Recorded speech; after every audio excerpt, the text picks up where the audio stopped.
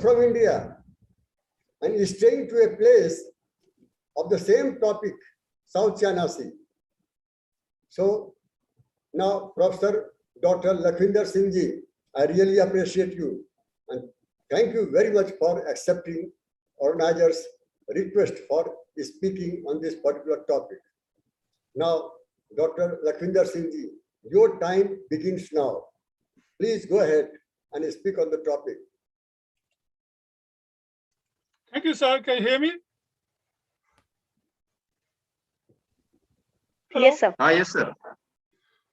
First of all, I would like to thank you for Professor Kamar for such a kind word and such nice words for me. Actually, I'm so junior to you. I was not expecting such such a praise for me. You know, in front of you, I'm nothing. So still, I want to thank you for your kindness, and I also want to thank organizer for inviting me. And I really feel it's a good opportunity for me to be here and share my views about India-Korea cooperation. Sorry, India's position in South China Sea. As you said, you know, I am living in South Korea for a long time. Very rarely we get a chance, you know, to talk to university in India where they are focusing on this area. You know, as a whole, this region has been ignored by Indian institutions. They do not give much importance to this region. So there are very few institutions in India who think this region is important for the India. So I'm very happy to have your invitation, and I'm very happy to interact with you, all of you, and share my thoughts with you. As you know, I'm living in Korea for a long time. So sometimes you may feel some gaps in my knowledge about India because I left India 25 years ago. So sometimes I don't know what is happening on the ground in India. So I'm more sometimes tuned to Korea than India. So sometimes there's a gap.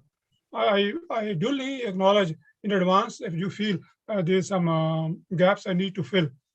So what I'm going to do now is that share my perspective how India's role in South China looks from abroad, looks from Korea. You know, sometimes Indians cannot understand how they are being seen by other countries in the region. So I'm going to give you my perspective, how it looks from outside, from the outer view, what India's role in South China Sea.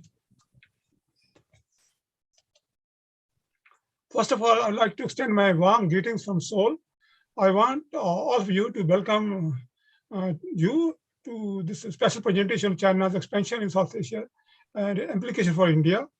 I really hope this presentation will improve your understanding and give you some new perspective how the changes being brought by China can affect India's core national security interest. As I said, this is very personal perspective, so you may not agree with some of my ideas. As new, I'm going to throw some new ideas, new perspective into the discussion, and it may be sometime thought-provoking and very new idea. You may not agree with me, but still, I would like you to share my idea with you. I would like to start with this basic framework.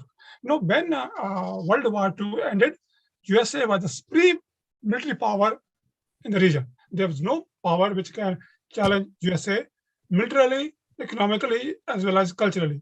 So USA has the supreme dominance of the region. Supreme dominance of the region. It means there's no other country which can challenge USA. So USA has a total sway over the region. So even though other country was there, but nobody was in a position to challenge what USA says.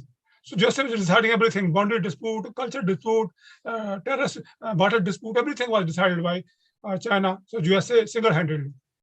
Not anymore. Now, with the rise of China, the dominance of USA is being challenged by China.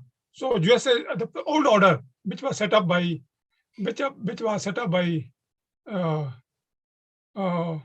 USA, is being challenged now. It's not working anymore. So we have to be very careful about, you know. So now, because of that challenge, because of that challenge from China, so USA is not positioned to impose its rule-based order in the region. So that is why this region is becoming more and more important for the region, because there's no power in the region, even USA, who can impose some rule-based governance of the system. So whole thing is coming down to a very difficult situation. So because of this space which is being left by USA, so regional power like Vietnam, India, Japan, other countries are also becoming more and more active in the region to get a space for themselves, so that in the new region, in the new order which emerged after USA, they have some stake. They can claim some space for themselves, and they can stake claim. So that is why real countries like India, Vietnam, Japan are more active than before. They think that a new order is in the emergence.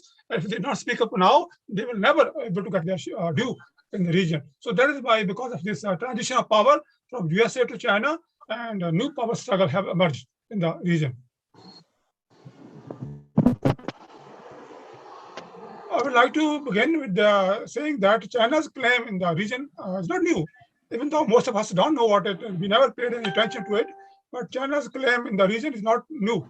It is as old as 1947, even before China was born. So it is there for a long time to come. So because of this reason, China claim some historical claims over the region. त्याची थोडासा तडतड करतो, काही लक्ष नका देऊ. मी सांगितलं त्याला म्हटलं हो असं नको.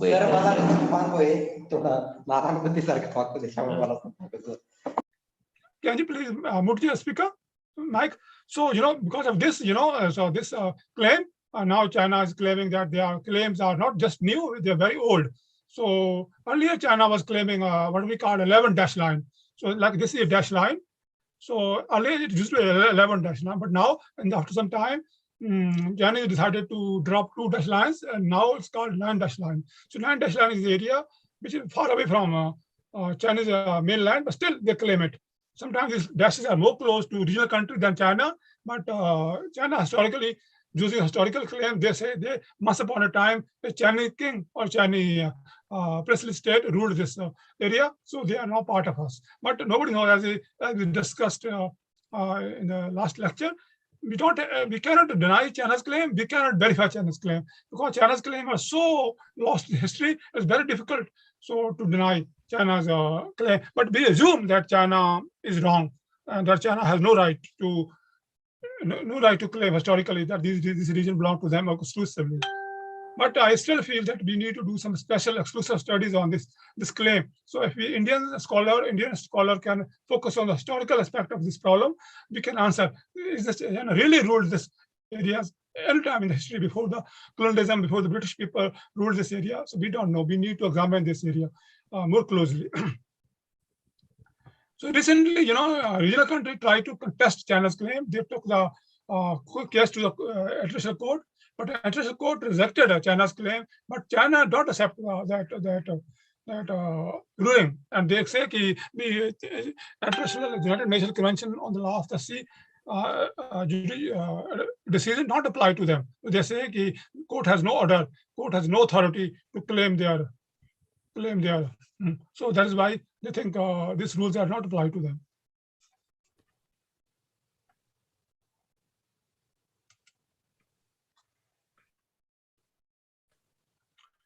No, even though Chinese, most of the countries have started noticing China's expression tendency, but they are as old as 1974. They started a long time ago, but most of the country ignored it. For example, in 1974, China used force to claim Parcel Island from Vietnam. So they snatched it by using force, but most of the country ignored it. And in 1988, again, they used force to claim Spratly Island. And then in 1994, they used force once again, some claim and some island from named Mr. Scarborough Shoal from Philippines. So China using force is not new, but somehow it do not capture the attention of the real country. Most of the country thought, oh, this is a bilateral dispute. So most of the country never take it as a challenge to their own interest. So it was ignored, and most of the country just felt it's bilateral boundary dispute. There's no need that we need to get so much worried about China's expansion. So it was not seen as China's regional threat. It was seen as a bilateral threat. So that is why we never paid any attention. But China is doing it for a long time. Now more than 30, 40 years, China is doing this. China is doing slowly. But real country never took it to that level. That China is following a systematic strategy to control the whole region. That's the mistake even USA made. USA never took China's this kind of actions. High level. They saw that this is bilateral disputes. It should be solved at a bilateral level. And now everybody is paying the price. And China. What China is doing? China is following a very systematic strategy to claim islands in the region. So what the China strategy is called DDN strategy. DDN strategy is a use of soft power, soft coercion to claim its island in the region. So what is this DDN strategy? First, they use public opinion, psychological methods, and legal. These are three powerful tools which China uses to claim islands in the region. So three DDN means delegitimize the territorial and maritime claims of the country. First, it delegitimize. It claims that you have no right. Then they try to use force, psychological reason, legal reason, and dissuade members of the international community from criticizing China's claim. And China's claim on the islands. Then the third step is normalize. China, by using this psychological public opinion and psychology method, they try to normalize. This is actually part of China. So DDN strategy is a very slow strategy, slow and very peaceful strategy, so that most of the country don't feel aggravated. That is open aggression. So China is not, yesterday Madam was using the word aggression, but I think China is very careful not to provoke regional countries. They just do it so silently, so quietly that most of the country don't even feel that something is going on. So this kind of a DDN strategy is a very smooth strategy to take over the whole region currently, and very, very smooth way, so that most of the country, that's why most of the country has been taken away. What is happening now? Because most of the territory is already under China, so most of the country feel, oh, it's not a bilateral relation, it's a systematic effort by China to control the whole region. But most of the time when it was going on, most of us ignored it.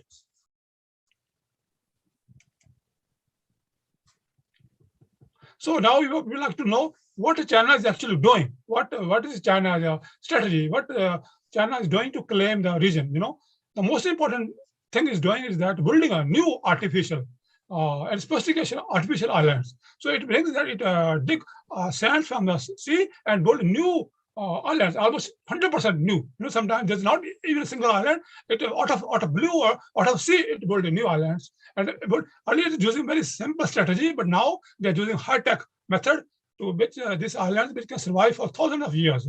Earlier we think, oh, this sand will go away in a few years' time, so they will not stay. So Baloch community didn't mind much. But now China is using such a sophistication, such a technology, which these islands, once built, may not disappear for a long time to come. So this sophistication of artificial island itself is a threatening situation, because they are now almost total permanent features in the sea.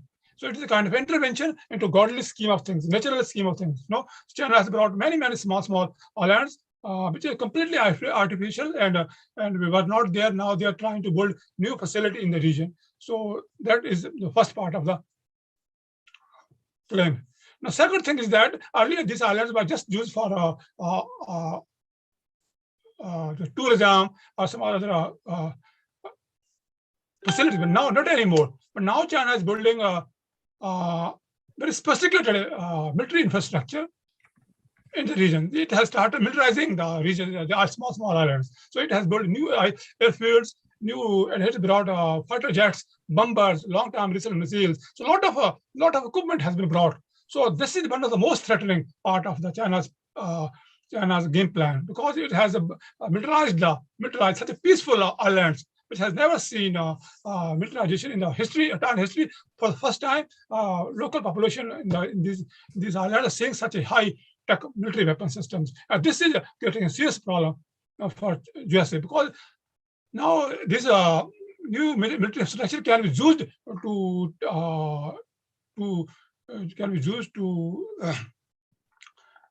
threaten real countries, and even USA from claiming any part in the region. So they are very threatening position now. Apart from this building new infrastructure, what China is doing, that China is deploying maritime militia. Maritime militia is a very new term. World has never seen what is maritime militia. But now China has deploying maritime militia. They are not full-fledged navy people. They are private. They are retired people. They are not they are not working for the navy, US Chinese navy, but they are trained maritime soldiers. So they can act as a civilian and threaten the population from other countries, the ships from other country, and then fight with them, and then force them to go to back, and then give the land to Chinese Navy, actual Chinese Navy. So this is a very systematic strategy. So that is because they are a militia. So Chinese government can very easily claim that they are not part of our government policy, government police force. So we are not responsible for the action. But actually, they are working on the orders of the government. So they are world has never seen something like this. So this maritime militia is very dangerous. They are equipped with wireless system, communication systems, and high-tech even weapon guns. So they have every facility. They got food, they got free patrol, they got a lot of facility from the government. But they have no government. But government don't claim their actions are official. So they unofficially push back the boats and ships from other countries to the island. So and they claim they give the space to the. So this is a very dangerous situation. If they're caught, so Chinese government simply refuse to accept them. They say no, they are not. They are private citizens. Whatever they are doing, they are not official. So it's very difficult to protest against this kind of actions by other countries. So we have to deploying maritime militia is most dangerous Chinese strategy in the South China, which we have to find a suitable reply. So far, regional countries were not able to, because China is very rich. China can deploy, hundreds of thousands of people in the sea without any authority, but any other country don't have that kind of resources, that kind of money power, that kind of ships which can patrol the region unofficially. Then, as you know, Chinese are fishermen also. Chinese fishermen are also, retired naval person.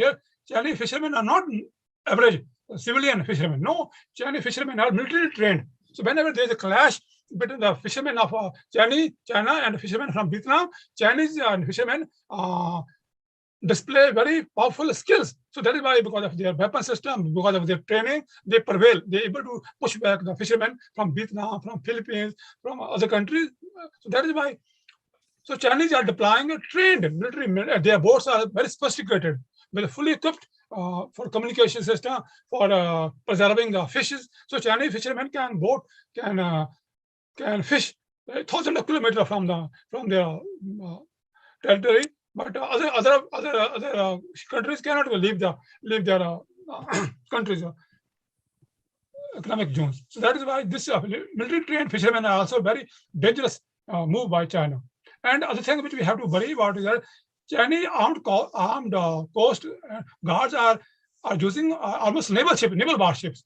They are called armed coast guard, but their ships and their equipment is like a full-fledged navy. So when these guards and then these guards and then confronted with armed guards for other local navies, so Chinese are easily able to push them back, because they are not actually Coast Guard. They are actually Chinese Navy, but their equipment, their ships, they call themselves as Coast Guard, but actually they are not Coast Guard. They are a full-fledged Chinese name. So Chinese, in the name of Coast Guard, are deploying full-fledged naval power, which is pushing back. So this is whenever there is collision, whenever there are two Coast Guard of two countries clash, Chinese Coast Guard is easily able to prevail because they have bigger ships, they have bigger equipment, they have bigger manpower.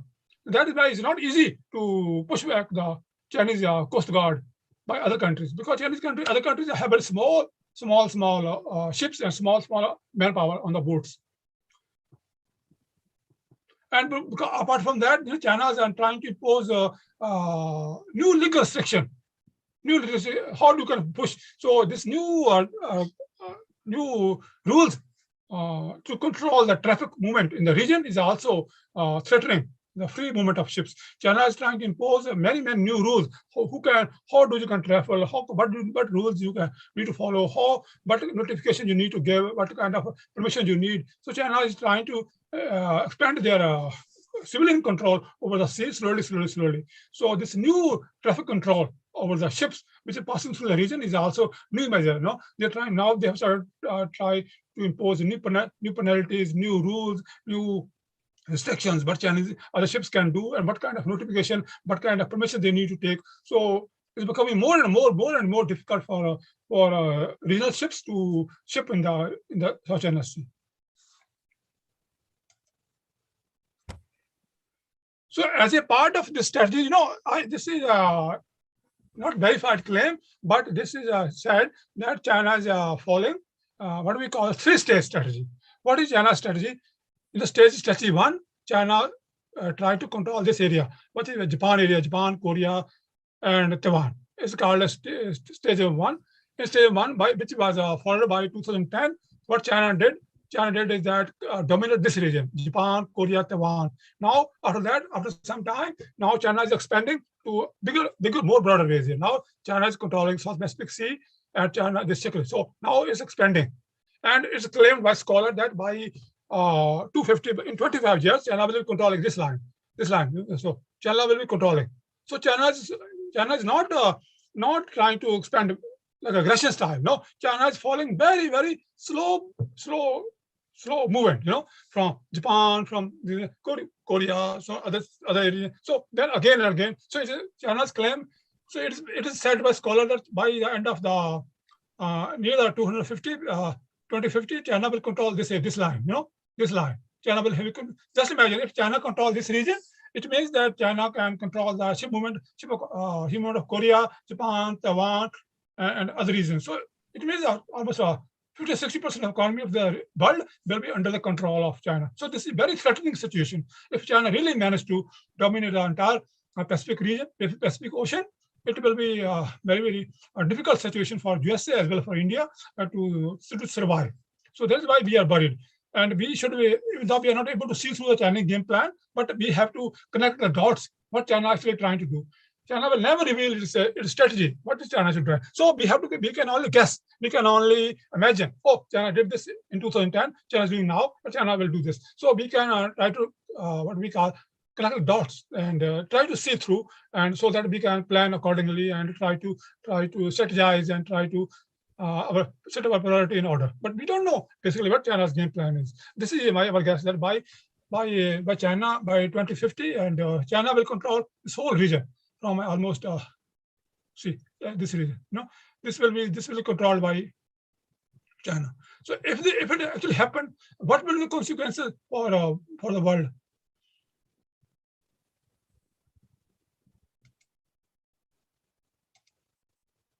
Now we have to see the application of this. If China control this whole region, and China simply say, okay, now anybody who want to travel in this, have a ship in this ship movement in this, you have to pay this much tax. You have to follow this restriction. So what will happen? Suppose other country refuse to follow it. Suppose a country go to Japan or China, Japan and Korea, a ship has to spend around 44 hours extra. It will become 2,700 kilometers long, more longer than usual. During the kind of trade Japan and Korea do, if they have spent this much extra time, their value, their cost will increase manifold. It will not be easy for countries to afford the cost. So that's why it will affect very seriously the economy of the region. So, but what is more important that because China control the region economically, China will have a dominant position to use force to compel this country to accept China's perspective, China's viewpoint that that this area will be, because the other countries are too much dependent on China now. So they cannot depend on other military power. Like USA cannot do much, India cannot do much. So these countries, Japan, Korea, and Taiwan, and these are the topmost economy, most active economy. Just imagine the Korea, Japan, and Taiwan come under China. they have just economy for China. So what will happen? It will have a terrible consequences for the entire world. There's no way we can afford let this happen. China may decide to use this infrastructure to, as you know, there's around 5 trillion business in this region. If the China try to stop a movement of this, or even stop or control movement, it will have a serious effect on the world economic health. So that's why we feel we should remain alert. We should remain focused that. It's very difficult for us to know China's intentions, what China actually wants, because Chinese never reveal their intentions and their policy, what they're going, what they're up to. But what we have to do, we have to, from their past actions, from their past behavior, we have to see what will the implication, for India if they control the entire region. How it will affect us. We have to start pushing through. So as you know, USA was the most dominant player before China emerged on the scene, and now, but somehow USA never took China's claim seriously. But now USA has been caught napping by busy military build-up, maritime military. So Chinese Americans now don't know what to do. They are puzzled because China's navy is too strong, too powerful to be pushed back. Now, because of this, that US is trying to bring other countries in the region. So they are trying to bring other countries through Quad, through AUKUS, through free and open Indo-Pacific policy. So they are trying to have multilateral as well as bilateral alliances with regional countries so that they can put up some kind of resistance, some kind of model so that we can stop Chinese expansion. But now many in the region feel it may be too late for China for US to stop Chinese expansion, because Chinese have already controlled, already penetrated too deep into the sea and pushing, because Chinese Navy is constantly expanding and Chinese Navy constantly improving its capabilities. It may not be easy for USA, even with the help of regional countries, even have help with India to push back China's already control. And China's focus is basically military alliances, but China is launching what we call Belt and Road Initiative, regional comprehensive partnership. And China is trying to, apart from using a military to control more and more region, but China is also trying to integrate this region through its own economy, through its own initiative. It's called Belt and Road Initiative. So through economic integration, China is trying to smoothen the feelings of real countries. So this is a very complicated strategy. So now many times, the sea, Chinese and Navy ships collide with each other. So like this, as you can see this picture, one ship is Chinese ship and one ship is Navy ship. So they come that close to each other. So there are many times in the past when Chinese Navy ship are about to collide with each other. So now they are almost eye to every day. Sometimes in the sea, sometimes in the air, US ships or airplanes, Chinese airplane, they are too close to call. So in this kind of situation, when bar can, accident can happen anytime. So and bar can break out anytime. So both are trying to control their armies, their personnel to behave more strained way. Otherwise, sometimes Chinese ships, sometimes Chinese American airplane come too much close to each other. It is very difficult to control the situation. So accident can happen anytime, any moment. So situation is very, very, very tense. But China insists that this South China Sea is a core area of its interest. It means it is non-negotiable, just like Tibet and Taiwan. So Chinese are not, despite the pressure from the regional countries, Chinese are raising the debate to the Tibet level, to the Taiwan level. They say this region is as important as Taiwan. This region is as important as so you can see Chinese determination. So here you can peep through Chinese mind, but Chinese are up to. Chinese have raised the level of debate and fight to that level. That it's as important as Taiwan. So Chinese are giving us some idea what they meant, but they are looking into this. So sometimes in the region, Chinese are openly threatening that don't take a peaceful approach of China for granted. That if required, they can go to war to push back the other countries. So Chinese are sometimes openly threatening USA to go, that they are ready to go to war if USA not listen to their peaceful approaches. So Chinese are trying to show their determination that not take us lightly in this region, and that we can go to war if you don't listen to us. So what are the comparison? What are the differences between USA and Chinese strategy? Here I'm trying to say Chinese. What is happening is that USA is basically trying to counter China militarily. So he's trying to build this Quad, AUKUS, and Indo-Pacific strategy. So China's focus, USA's focus is mainly military. But Chinese strategy is more complicated, more sophisticated.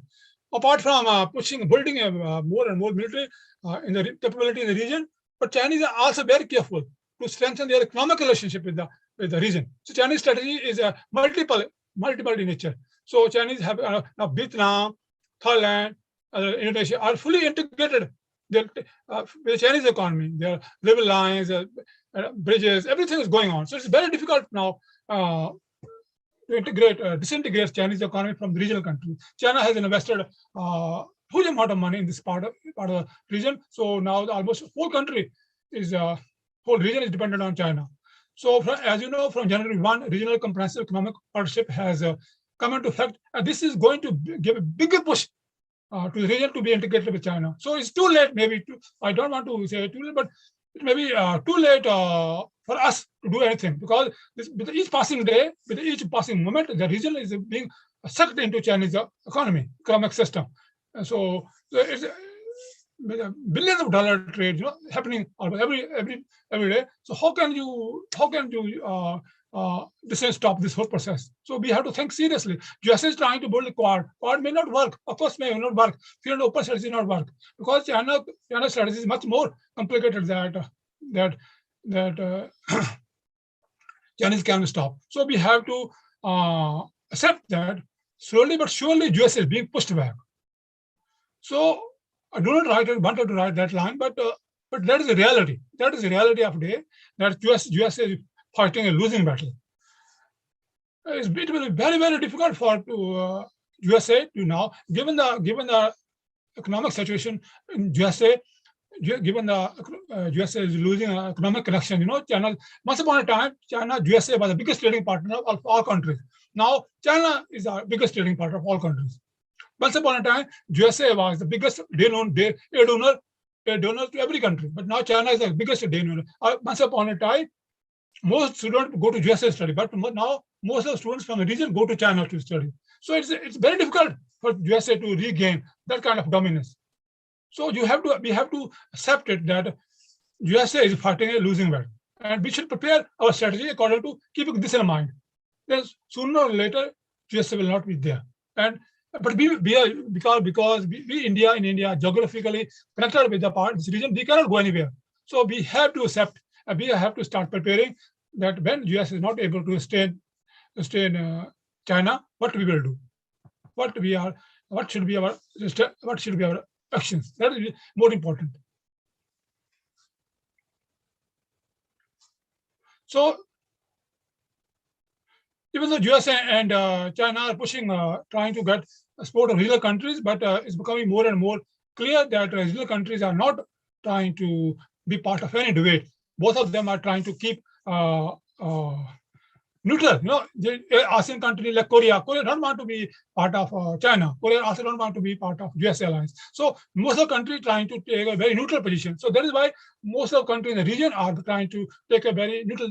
Once upon a time, Korea was a very close ally of USA, but not anymore. Now, in many positions, in many situations, Korea has taken an independent position because they don't want to make China angry. So now, because of this situation in the region, is very complex, very, very difficult. ASEAN is also, they're trying to remain neutral. They're trying to be friendly with both countries, and they're trying to balance the moves by USA and China, and so that peace remains. Peace sustained for some more time.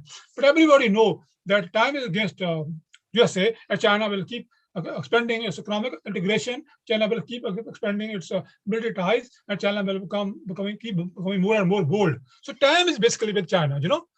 China's economic integration with the region will continue. China's military expansion, China's naval expansion will continue. And USA's dominance in the region will keep declining. So because of this, so it's a very complex situation for the region to decide where they should go from here. So this is creating a very complex situation. And because of this, most of the country are trying to act as a balancer, trying to keep peace, so that one mistake and this region can slide into a very complex and very, very dangerous situation.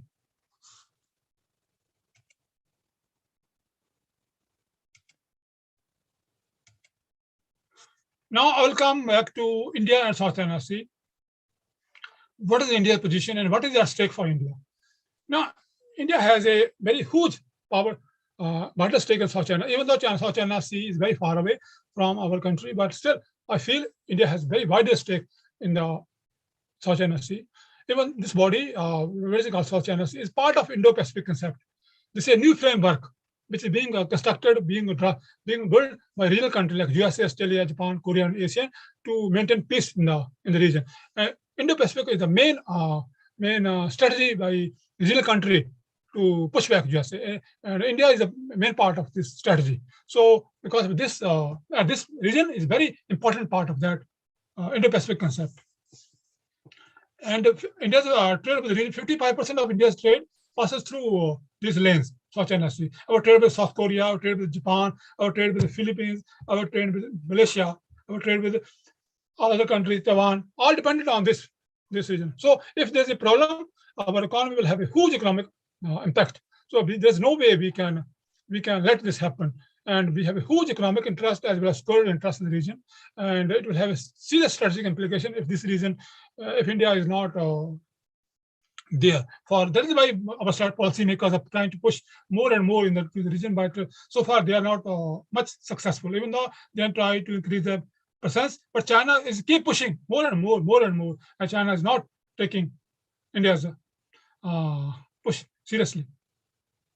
India has to strengthen its position. India has launched is what we call a extended neighborhood policy as well as Act East policy. These are two policy tools which India is using now to strengthen their position in the East Asia region. So it is by extended neighborhood policy, Act East policy, we are trying to invest politically as well as diplomatically, economically, as well as militarily to strengthen our ties with the region.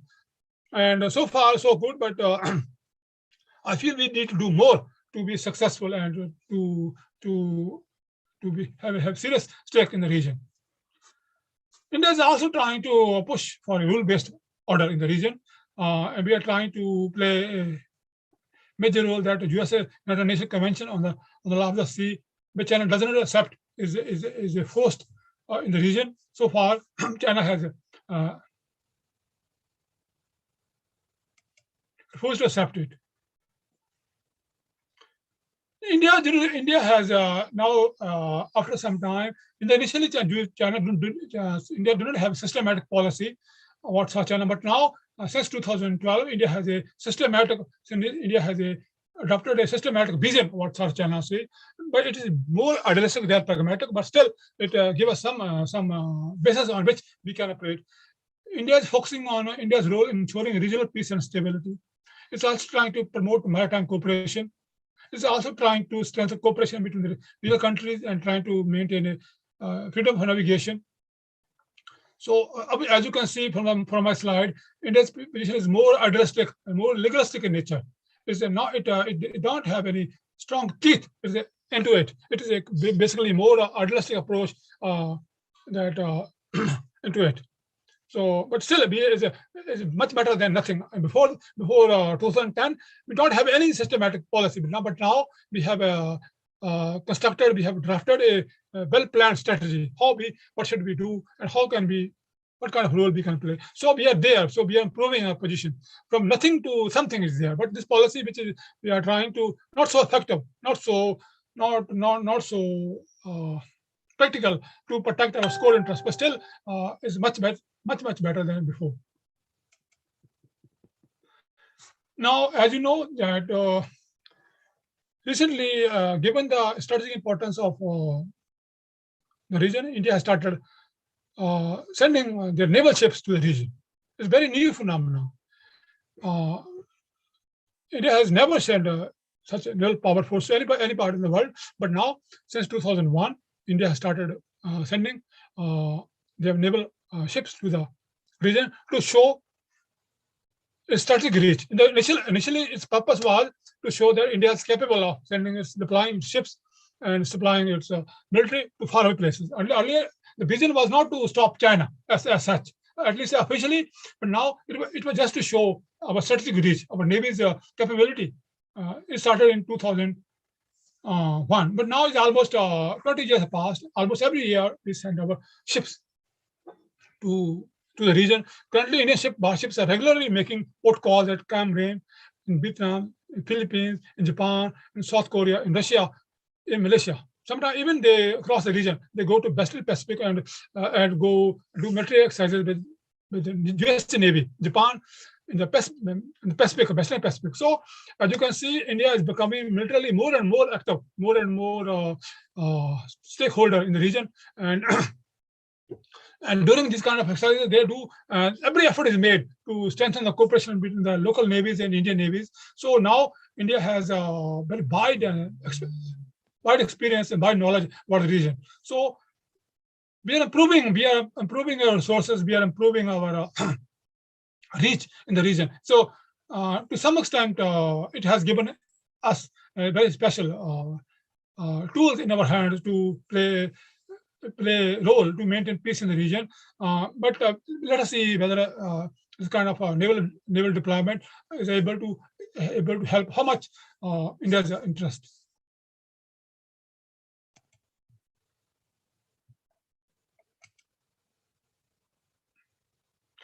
So we are doing a regular exercise with a lot of countries like Brunei, Indonesia, Malaysia, Philippines, Vietnam, Singapore. And then we are also doing a Milan exercise with many countries in the region. So idea is that the more we interact with regional countries, the more we learn from each other, the more we can start our operativity in the region. So this is something new. We have never done this before. But now, given the pressure from the Chinese Navy, our capabilities are improving much faster. So this is a good outcome of the discussion. Earlier, our armed force Navy was not given much importance. Our Navy was getting third lowest budget. First was our Army, then Air Force, then Navy. But now our Navy has once again getting more and more new ships, more and more new capability. So this is kind of, you can say, positive outcome of the. Because of pressure from China, we are developing more and more high-tech weapon system, more and more high-tech ships, destroyer, missile defense system. So this is a kind of a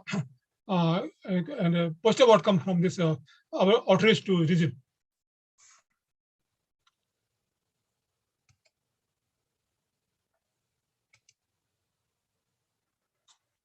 And because of these exercises, and because of India's involvement in the region, so now our cooperation with the regional countries is increasing very much. So we are able to so there is emerging a stronger convergence between our interest and regional countries' interest. Now we have share our common security interest, common economic interest, and common rule-based governance of South China Sea, and we're trying to solve territorial dispute through peaceful means. We are trying to create a new institution. So there are now many convergence of interest between India and regional country, and this is also a positive outcome of the opportunity. So this South China Sea crisis is providing us a new opportunity to get closer to ASEAN and get closer to China, get closer to Japan. So this is a kind of outcome, unintended consequence. Before that, we never felt. Now, a lot of meetings are happening with Japan, with Korea, with South Asian, but main back thing in the mind is China. Even though sometimes our diplomats don't accept it and don't openly acknowledge it, but the push to get closer to Korea, the push to get closer to Japan, the push to get closer to ASEAN is China. So that is also positive. And we now be trying to identify more and more common area of interest in the area of economy, in the area of military, in the area of governance of the sea, in the area of peaceful resolution, and trying to build a new institutional mechanism. So many new area of cooperation, and this is a very positive outcome. So very positive outcome for India that unintendedly China has brought this country, whole region into one unit. And our region country relationship with the region is much better, much better than before. Never, earlier they just look at the region only from economic point of view or some cultural point of view. But now the whole region has got a strategic perspective, a military perspective, and that perspective has come only because of this Chinese push. If Chinese was not there, our thinker, our politician may never have thought such a big picture in the mind. But now there's everybody thinking from that angle only. Now, what are the challenges for us? What we can do to protect our interests? What should we do? The more important interest is that how we can protect our economic interests. As you know, as I told you, our trade relations with Korea, with Japan, with Taiwan, with the Philippines are fully dependent on peace in the region. And first thing is how we can protect our economic interest. But China dominates this region. This is the first thing we have to think about. Secondly, think about how we can protect our security interest. If China dominates this whole region, Chinese Navy will shadow Indian Ocean. It can threaten stability in the Indian Ocean. So we have to worry. We have to accept if China dominates the whole entire South China Sea, how we can protect our Indian Ocean. So there's no way Chinese Navy will not threaten our security interest in the Eastern Indian Ocean will come under constant pressure from Chinese Navy. And our job is to think about how can we protect our security interests in Indian Ocean, especially in the Eastern Indian Ocean. Now, third challenge before us is that how to become more active, how to become more influential player. But we have the two challenges before us. Without provoking China, without hurting sensitivity of regional country. Sometimes regional country feel, oh, why are you here? Chinese feel, you are preparing for war. So our job as a diplomat, as a professor, we have to think about a strategy that we are actively player in the region, but we don't provoke the sensitivity of the region. We don't provoke the China. So our strategy should be such that we are there and trying to promote our interest, but we don't hurt the regional sensitivity of the region. And we don't have to provoke the China, because once we provoke China, it will be very difficult for China to China's counter action in the South China Sea, Indian Ocean, in Pakistan, in the Himalayas. So our job is to be active, more stakeholder, without provoking China. So we have to. So far, our strategy is very idealistic and it's not working. So we have to be more active to protect our interest. But at the same time, it become openly against China, it can provoke China. And Chinese can openly come into Indian Ocean, in the Bay of Bengal, in the south, in the Karachi port, Pakistan. They can openly start cooperating with Pakistan. So they can surround us from the whole side. So we have to make sure that Chinese are not provoked, and we have to make sure the real country, when we go there with Thailand, Malaysia, they're not become oversensitive to our presence. We cannot just go and claim everything ourselves. No, the country may not like our too much presence, military presence. So we have to craft a strategy where we respect their local sensitivities and don't provoke China. So this is how we should craft our new policy. So far, it is just a beginning, but as China's maybe increase the presence, we have to be more and more active to protect our interests. So far, so good. But in the future, I feel our current strategy will not work. We have to be more active, more and more visible in the region. At the same time, we have to keep a low profile. So it's a double game, active, low profile. You understand my situation. I think you can understand what I'm trying to say. And our we have to make sure that China do not dominate the whole region. If China is able to control the whole region, then there's no way we can survive economically as well as militarily. Just for the sake of imagination, just imagine if from Taiwan to Myanmar, the whole region is integrated with Chinese economy, Chinese security system. Can we survive as a nation? No, we cannot. So we have to make sure that Chinese are not able to dominate this region. And that's why we have to make sure that this multilateral cooperation is strengthened, and the code of conduct, which we are trying to respect all, and that how to make sure the regional negotiation on code of conduct should not prejudice the legitimate rights and trust of, like, we are not part of the code of conduct. So, but sometimes regional countries don't take us into account. But other countries which are not part of the debate of a code of conduct should be fully protected. So our interest is that the new code of conduct, new negotiations which are going on in the region to solve the border dispute cannot ignore other countries' interest. That is very important. This is my last slide. Now, having given my perspective, I would like to say what more we can do. What more we can do to strengthen our position in the region. As I told you, we are already there. We are already doing much, but somehow our strategy is not working. China is keep expanding more and more. So obviously it means we need to do more. First thing is first is at our policy level. We need to strengthen, take more firm action against China. So far, we are taking the position that we are neither a party and we are not taking sides to any one dispute. No, this is a very adverse position. So we have to start taking sides with regional countries. So far, we are neutral. Strategically, policy level, we are neutral. But this kind of neutral position is helping actually China. So once you say we are neutral, China is emboldened. So we have to we should start supporting regional countries more strongly than we do now. And so far, and we should also adopt. So far, there's no collective strategy, no collective security strategy. So we just go there, do our military exercises, and do our yearly meetings. But there's no collective strategy, no planning. So, but if time has come, then we should develop a collective security concept in the region. But so far, we are not working into that direction. We not even started the discussion of collective security of Indo-Pacific region. That is a big problem for us. And so far, we are following pacificism and appeasement for China. This pacificism will not work. So I'm going to prepare. I prepared this small slide. I'm recommending 3 or 4 recommendations. I will share with you what we are going to do. So far, our focus is only military exercises. Military exercise is good. It strengthens our Navy to Navy cooperation between 2 navies. But as a bigger picture, don't help much. What we need is meeting of minds, meeting of scholars. So policy alignment is not there. So we have to focus on more defense policies so that our country's policy alignment is there. So far, different countries have different military thinking. So we have to focus on narrow down the differences between the countries. Meeting of minds in the regional countries is very critical so that all countries can make a broader collective security strategy to face China as a whole.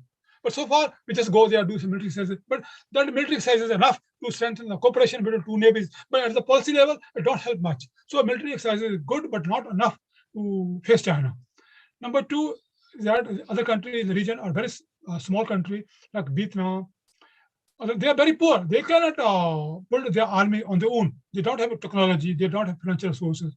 So whatever, I know we don't have much, but still, whatever we have, what kind of weapon system we have, we should help the regional country to modernize their weapon armies. So modernization effort of the regional country like Thailand, Vietnam, other countries are trying to modernize their army of the navies. So we should play more. Philippines are trying to buy some weapon system, BrahMos from us. So we should help them more. So we should give them more liberal deals. We should not be poorly economic deals. It should not be based poorly on a profit and loss basis. No. So when we do deals with these countries, we should think strategic picture in mind. It means whatever technology we have, be it in the space technology, be in the missile technology, be in the Air Force, whatever technology we have, we should give them on a priority basis, not only on purely economic point of view, not only business trade. So we should do more, play a more active role in the modernization of the regional forces. So far, our role is very limited. Third, which apart from exercises, our cooperation with the military is very low. So training, exercises, personal exchanges, education should be strengthened more and more. More and more things should happen. Apart from exercises, other area of cooperation is very, very less. So I think this will not work. If we really want to stop Chinese expansion and label this country to face China, we have to give them more know-how. give them more experience to face China. And another point which I want to say, China is following a multi-dimensional strategy. China is building a new embassies. So in Korea, they have building a new embassy where 1,000 people can work. So China is building a new, stronger diplomatic infrastructure. But unfortunately, our infrastructure in the region is very, very weak. And it's all small. We have built our embassies long time back, still working. We're not trying to develop. Given the threat we face from China, we're not without a diplomatic structure, without our powerful new infrastructure, we cannot face China. So I strongly recommend that we pay more attention to building our new diplomatic infrastructure in the region. And not only that, we should have a more motivated officer in the region. So far, I live in Korea. In Korea, situation is very bad. Our diplomatic mission is not able to do much. Our relationship with Korea is getting from bad to worse.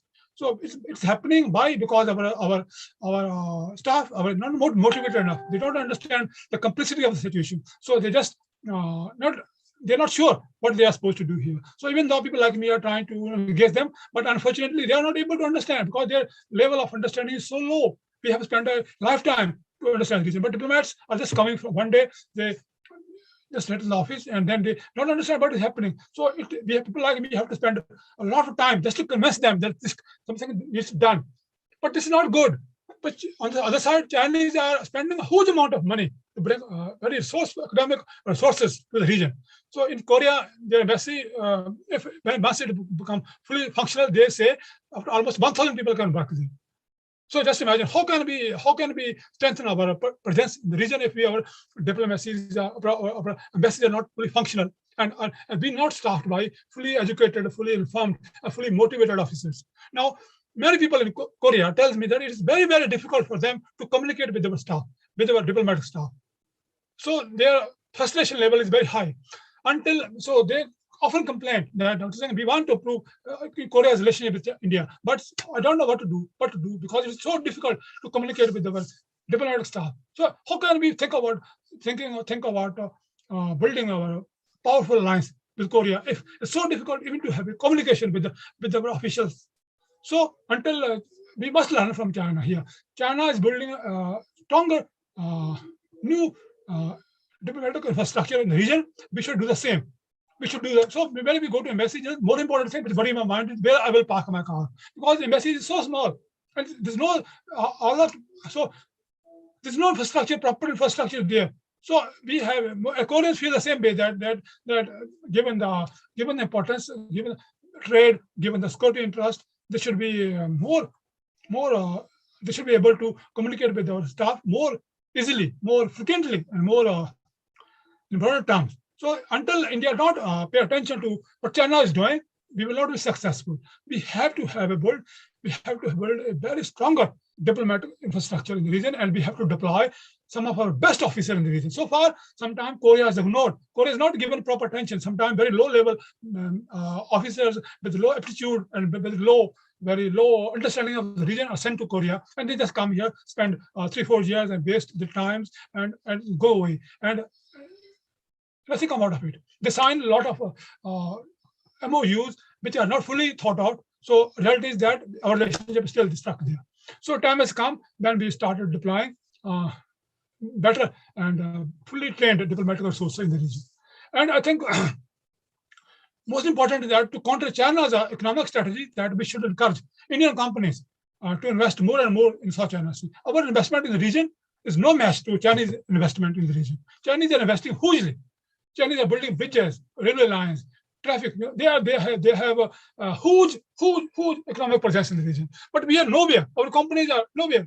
No, nothing. We have so until we are not economically active, we not help these countries. They will never ever support us diplomatically, politically. So we have to give a special concession to Indian companies who want to invest in Thailand, who want to invest in Vietnam, who want to invest in Japan, and want to invest in Korea. So far, we are just following poorly economic.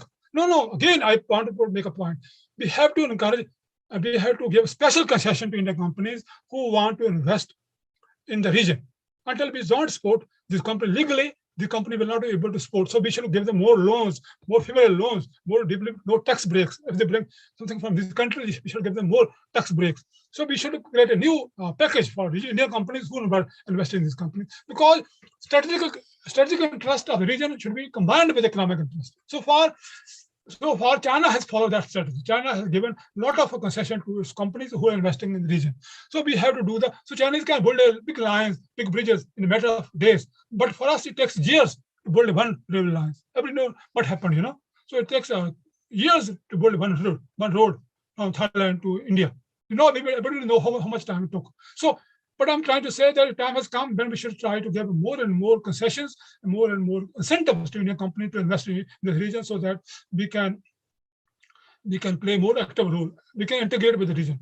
Third, more important point which I want to say, that now we are just too much focus on naval exercises or ASEAN, but we should become more active internationally to build a new institutions, to build conflict resolution in the region. So far our role to build a new institution is very, very low. Where we just our foreign minister go there, give a lecture there. So we are not actually doing anything to construct new institutions. But we, as a country of peace or country of Gandhi, we have a legitimate interest, legitimate background, that we are a country of peace. We are a country of Gandhiji. We are supposed to lead in peace building everywhere in the world. So we have historical backgrounds. We have credentials, peace credentials. But so far, we have refused to use our peace credentials in the region. So we are not playing more active role in peace building in the region. So our role in the peace building in the region is very, very low. In Korea, we are nowhere. Even though I have told our diplomats many, many times, sir, we need to be more active. But they don't care, because they work for salary. They just but basic thing and go away, go home. That's all. But it's time we started playing our credentials. We are proud people. We have a long history of peace, and we have very strong spiritual scripture. Many countries in the region like our scripture, like our spiritual, but so far we are not able to use our spiritual background, our peace credentials, our spiritual credentials. We have to use kind of power, our intellectual power, to build stronger relationship with the country. That will help us to build a stronger, powerful military alliances. So our base is very stronger. So far we are not able to use our historical ties, our past connection with the region. So far, we just play simple economic role. But time has come when we should revive our historical ties with the regional countries, with Thailand, with Vietnam, with Malaysia. We have a stronger ties with this region. But so far, we have failed. So time has come when we should popularize. Many people in India don't even know what kind of connections we have. So we have to popularize our ties, our historical history with these people. So far, very few people know where is South China Sea. So we are encouraging that more and more students come from this region, live in India, so that our Indian students, when they interact with them, they'll know, where is Vietnam, where is South China Sea, where this. So our connection with the people-to-people connection has to be strengthened. So far, our connection is very low. Many people don't even know where is South China Sea. So I'm proposing that we should send more Indian tourists to South China Sea, so they know how beautiful this region is. But very few Indian couples go to honeymoon in South China Sea islands. But South Island China Sea is very, very beautiful. Many people from this region go to this region, island, for honeymoon, for a summer break, for vacations. But Indians never go there. Why? Because we don't have no knowledge how beautiful these islands are. So I'm proposing that Indian government should give more travel concession, more flight concession to Indian tourists who want to go to this region. So until we don't encourage Indian people's awareness about this region, it will be very difficult for Indian government to get Indian people support if there's a conflict. Suppose there's a conflict, suppose there's a war, and Indian Navy has to deploy, and there's a casualty. How we will be able to justify to Indian public and why we have to send our boys to this part so far? Because they don't know. So it's better we prepare Indian public for future eventuality. So far, we're not doing that. But I have very strategic thinking in my mind that time has come that we should start introducing this region to Indian public, so that if the time comes, if we have to go to fight, go to war, and we have to make sacrifices, that we can explain to Indian mothers, to our sisters, why their men have to go there and fight. So far, they don't. It's very, very difficult to explain why we have to fight about that sea. So that is why I'm saying, encouraging that we should start teaching what South China Sea, what is the region, and why this region is important. But so far, our education level never teaches anything about South China Sea. But South China Sea is a future area where we must take a stand. Until we don't do that, there's no possibility that we are able to survive China's expansion in the region. Once again, thank you very much for your kind and listening to my lecture. I hope it improves your understanding. Thank you very much. Now I will open my speech to any question, if any. Thank you very much. Thank you sir. Kumar sir, आपकी आवाज नहीं आ रही।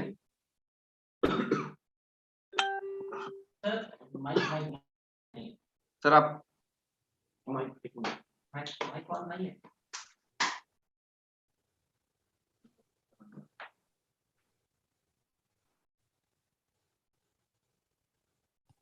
In this regard, just let me clean my screen. Now this is okay.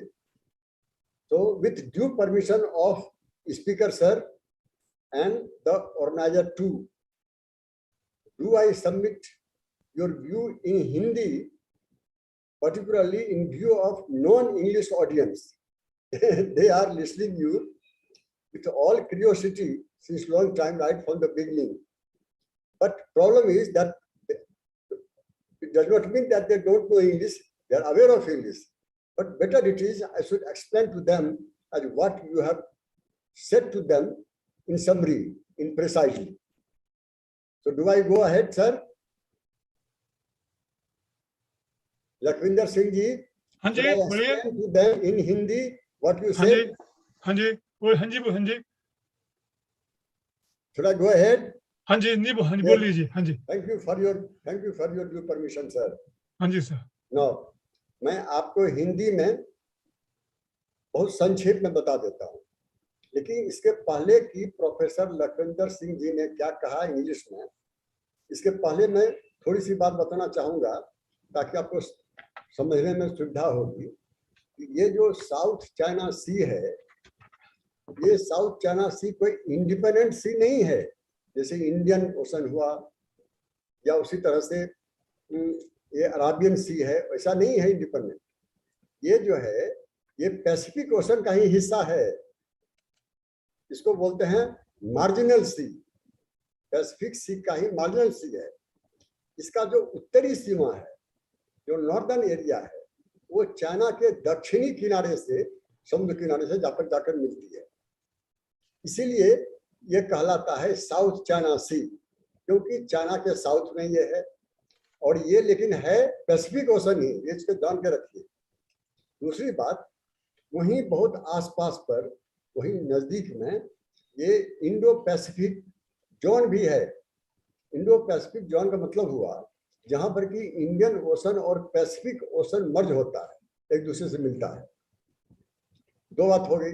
तीसरी बात, इस पूरे area का significance बहुत बढ़िया है। क्या सिग्निफिकेंस है?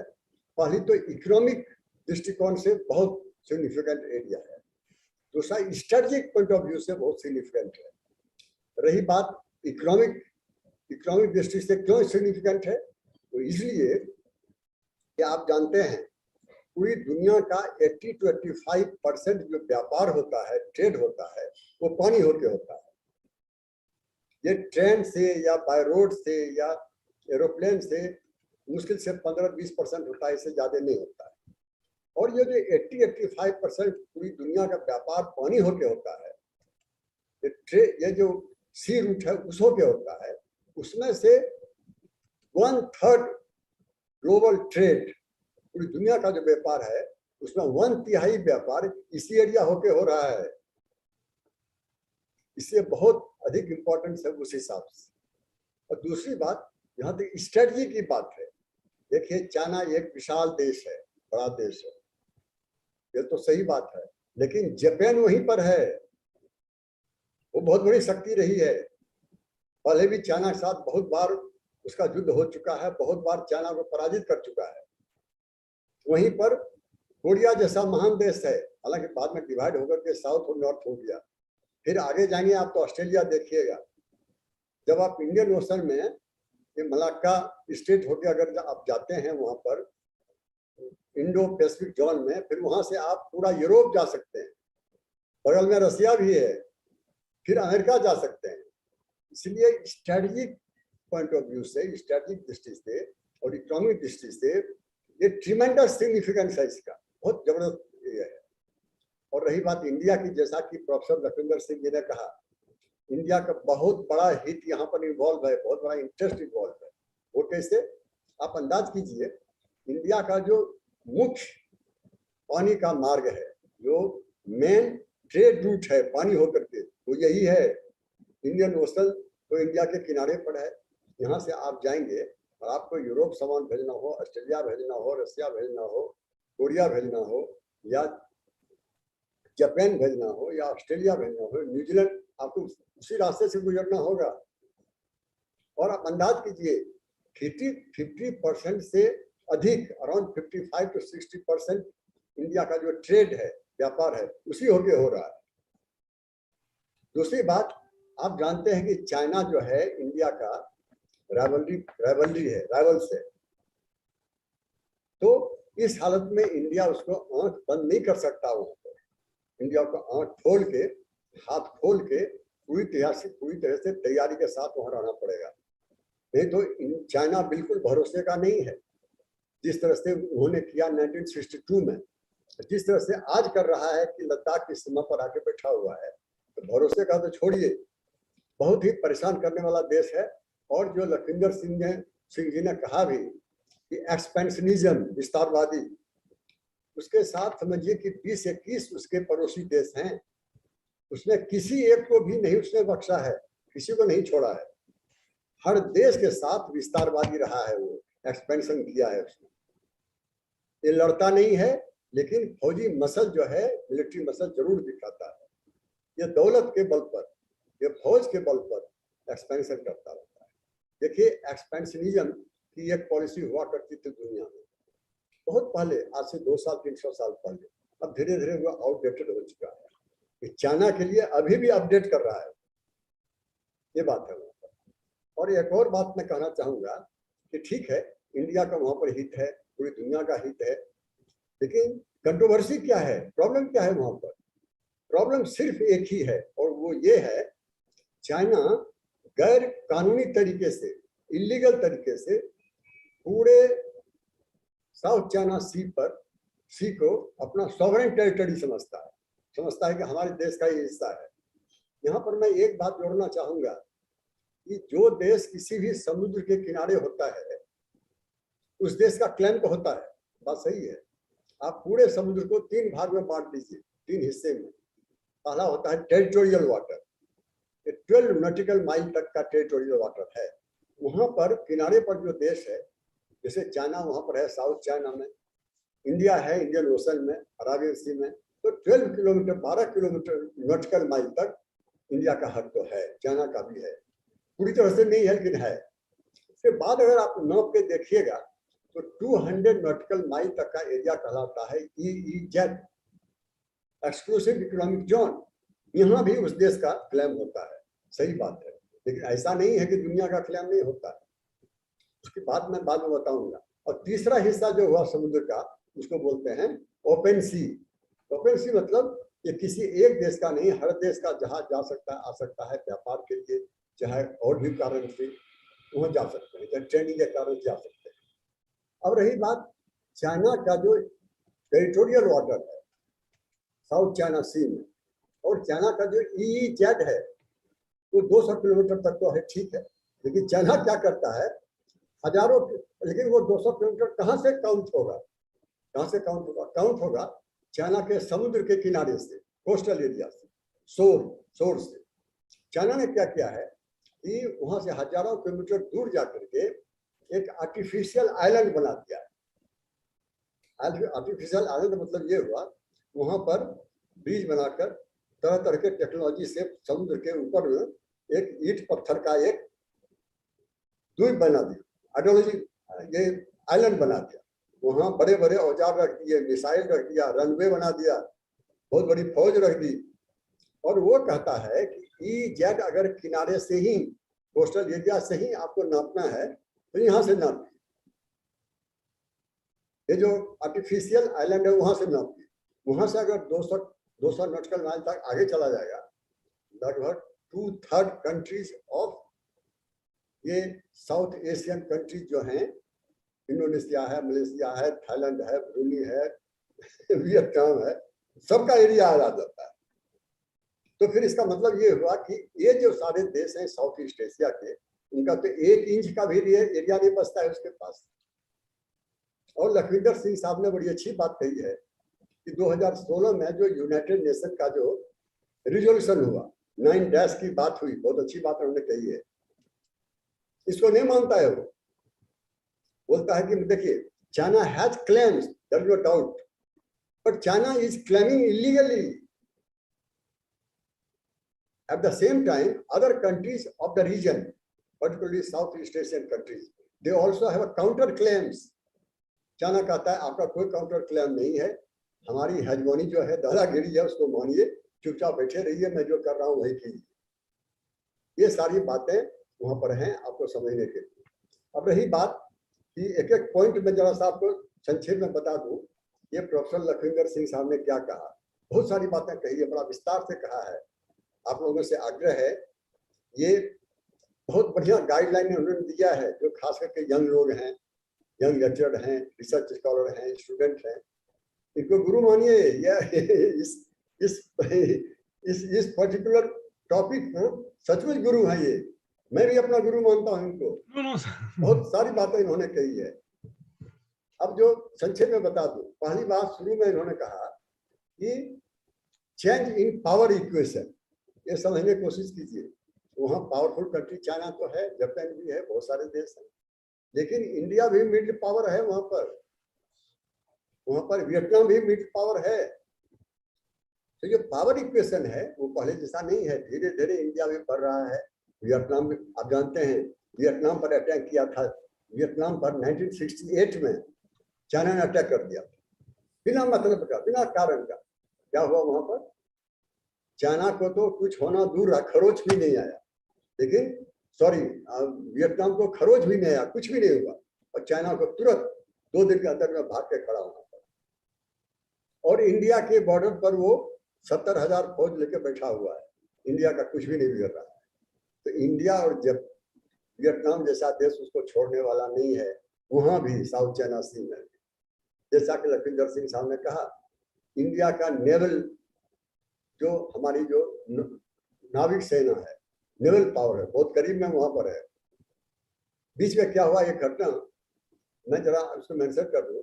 एक बार वियतनाम का छोटा सा बोट था, छोटा बोट, नेविगेशन बोट, वो चल रहा था अपनी एरिया में, और चाइना का बहुत बड़ा वेसल्स, बहुत बड़ा शिप आया, उसको धक्का मार के डुबा दिया उसको।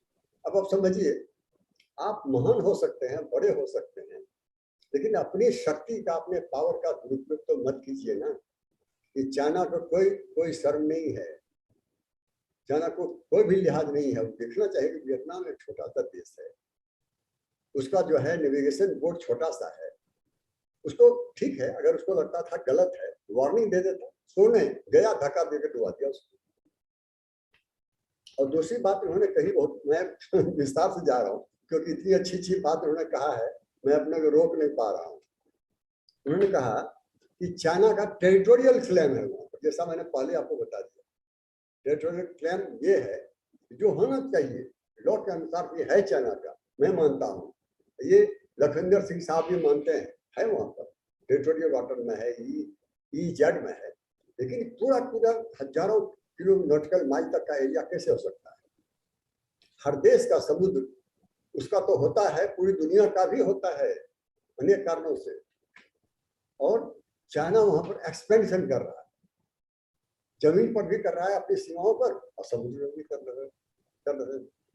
चाइना की एक पॉलिसी है DDN पॉलिसी, इतना टाइम नहीं है, नहीं बताता DDN पॉलिसी क्या होती है, लेकिन आपको संक्षेप में बता दूं कि DDN पॉलिसी का बिल्कुल प्रिसाइज रूप ये है कि मिलिट्री मसल प्लस डिप्लोमेसी, कहीं गरम कहीं नरम, बिल्कुल वॉर करने को तैयार नहीं है, लेकिन फौज को सामने जरूर रखता है, सैनिक को सामने जरूर रखता है। और दूसरी बात उन्होंने और कही कि चाइना इज टाइटनिंग ग्रिप्स, अपनी पकड़ मजबूत कर रहा है, धीरे धीरे धीरे प्यार से, गर्म होके, ठंडा होके अपनी पकड़ मजबूत कर रहा है। और जो मछली मारने वाला जो नाव होता है, उसको भी मिलिट्री ट्रेनिंग देके रखा है। इन्होंने ये बात कही है। मछली वाला जो नाव है फिशरमैन, उसको मिलिट्री ट्रेनिंग देके रखा है। फिर आगे उन्होंने कहा कि चाइना का बेसिक स्ट्रेटजी क्या है। स्ट्रेटजी वाले का मल्टीपल स्ट्रेटजी है, उसी में ट्रेड की भी स्ट्रेटजी है, मिलिट्री की भी स्ट्रेटजी है, डिप्लोमेसी की भी स्ट्रेटजी है। ये सारी स्ट्रेटजी उसमें आ जाती है। बेल्ट एंड रोड की बात इन्होंने बताई। और जहां तक स्ट्रेटजी कंपैरिजन की बात है, अमेरिका से और चाइना के बीच का की अगर तुलना कीजिएगा, स्ट्रेटजी में क्या फर्क है।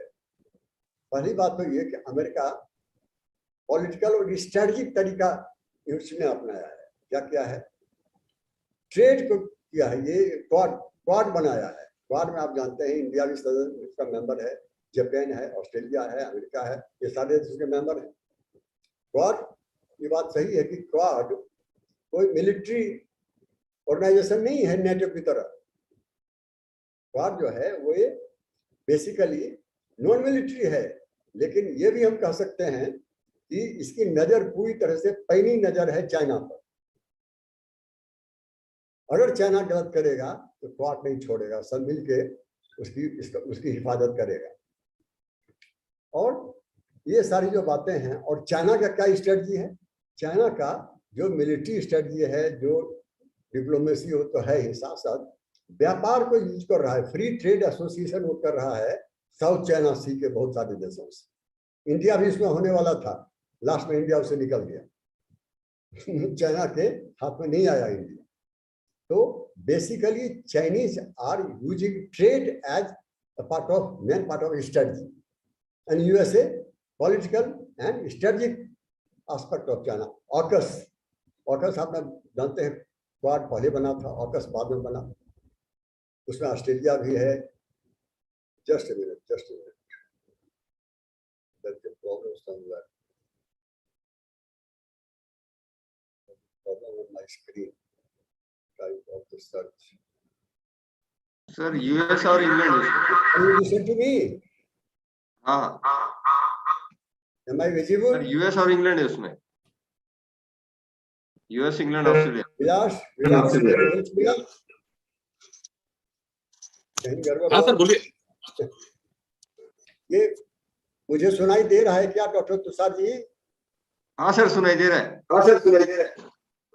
मैं एक काम करता हूँ, अभी कुछ स्क्रीन पर आ गया है जो मुझसे हट नहीं रहा है। प्रोफेसर लखविंदर सिंह साहब, excuse me, I am not an expert of dealing with computer and technology. तो अगर आप सुन रहे हैं मैं बोलता जाऊं? हाँ सर, बोलो। हाँ, तो मैं ये कह रहा था कि जो प्रोफेसर साहब ने जो सारी बातें बताई है, उसमें जो बेसिक स्टडी डिफरेंसेस है वो मैंने आपको बता दी है। दूसरी बात एक और उन्होंने कही है, वो है हाँ, ये जो इंडिया के लिए क्या चुनौती है वहां पर, what are the challenges for India in the region, ताकि इनका व्यापार सुरक्षित रहे, ताकि इंडिया की स्ट्रेटेजिक इंटरेस्ट वहां पर सुरक्षित रहे। यही बेसिकली यही दो बड़ा इंटरेस्ट है इंडिया का, व्यापार न रुके, इकोनॉमिक इंटरेस्ट, और स्ट्रेटजी जो है इंडिया के सिक्योरिटी पर, इंडिया के जो दबाव है बाहर तरफ से वो सुरक्षित रहे। यही मेन चैलेंज है इंडिया के ऊपर में। इसको रोकने के लिए इंडिया क्या कर रहा है? आपको मालूम है इंडिया की एक पॉलिसी है एक्ट ईस्ट। पहले ये कहलाता था सी ईस्ट और आजकल हो गया एक्ट ईस्ट। मतलब ये है कि हमारी जो फॉरेन पॉलिसी है उसको पूरब की तरफ, अर्थात इंडो पैसिफिक रीजन की तरफ हम अपना ध्यान रखेंगे, उस पर वहाँ बंद नहीं करेंगे, खोल के रखेंगे, और वहाँ पर पूरी तरह से जिस चीज की जरूरत है उसकी जरूरत हम पूरा करेंगे, वो वहाँ पर है। दूसरी बात क्या है, नेवी को वहाँ पर आसपास रखा है। कोई खतरा हमारे टेरिटोरियल वाटर या ईजट पर होता है तो वहाँ उसकी सुरक्षा वो करेगा। और एक और बात है कि इंडिया ने जो आसियान कंट्रीज है साउथ ईस्ट एशिया में, सबके साथ दोस्ती बढ़ाया है, व्यापार का हो चाहे पॉलिटिकल हो चाहे स्ट्रेटेजिक हो, ये सब तरीका इंडिया अपना रहा है। और साथ ही साथ जो इंडिया की तैयारी है वो ये है कि डिफेंस कॉपरेशन और देशों के साथ डिफेंस का कॉपरेशन उन्होंने इंडिया ने बढ़ाया है। ये सारी बातों के साथ साथ इंडिया ने जो अपनी तैयारी की है वो ये कि चाइना को डिक्लेयर कर दिया है कि चाइना जो है हमारा एडवर्सरी है, चाहे उसका हमारी सीमा उससे मिलती हो जमीन से, या चाइना वहाँ पर ये इंडो पैसिफिक जोन में रहा हो, चाहे साउथ चाइना की बात हो, हर जगह इंडिया उसको एक बहुत बड़ा और नंबर 1 एडवर्सरी समझता है और इंडिया उसकी तैयारी में है। लेकिन एक बात आप जान लें कि इंडिया का जो डिफेंस है, डिफेंस स्ट्रेंथ, वो चाइना से बहुत कम है। डिफेंस एक्सपेंडिचर भी देखिएगा, चाइना का 300 समथिंग बिलियन है, इंडिया का 100 बिलियन भी नहीं हुआ है। लेकिन एक बात जान लें कि खाली फौजी तरीके से हम किसी के साथ टैकल नहीं कर सकते। ठीक है, आपके पास ज्यादा औजार है, आपके पास ज्यादा जहाज है, आपके पास ज्यादा मिसाइल्स हैं, हो सकता है, लेकिन हर बार मिसाइल ही नहीं जीतता है। मिसाइल के पीछे जो हाथ है, मिसाइल के पीछे जो मन होता है, और मिसाइल के पीछे जो पूरा देश एक साथ चलता है, वो वही जीतता है। अदरवाइज 1971 में तो पाकिस्तान जीत गया होता, क्योंकि उसके पास हमसे ज्यादा अच्छा औजार था, उसके पास पूरा लेटेस्ट अमेरिकन उसके पास वेपन्स था, लेकिन जीता इंडिया। इसलिए चाइना भले बड़ा हो, इंडिया बिल्कुल छोटा भी नहीं है। इन सारी बातों के साथ संक्षेप में मैंने प्रोफेसर लखविंदर सिंह साहब की बात आपको समझाई है, लेकिन इतनी ज्यादा अच्छी बातें उन्होंने की है, इतनी ज्यादा बातें की है, सबको संक्षेप में भी कहना आसान काम नहीं है। Thank you very much again professor साहब, and also thanking to my organizer. So now I hand over the mic to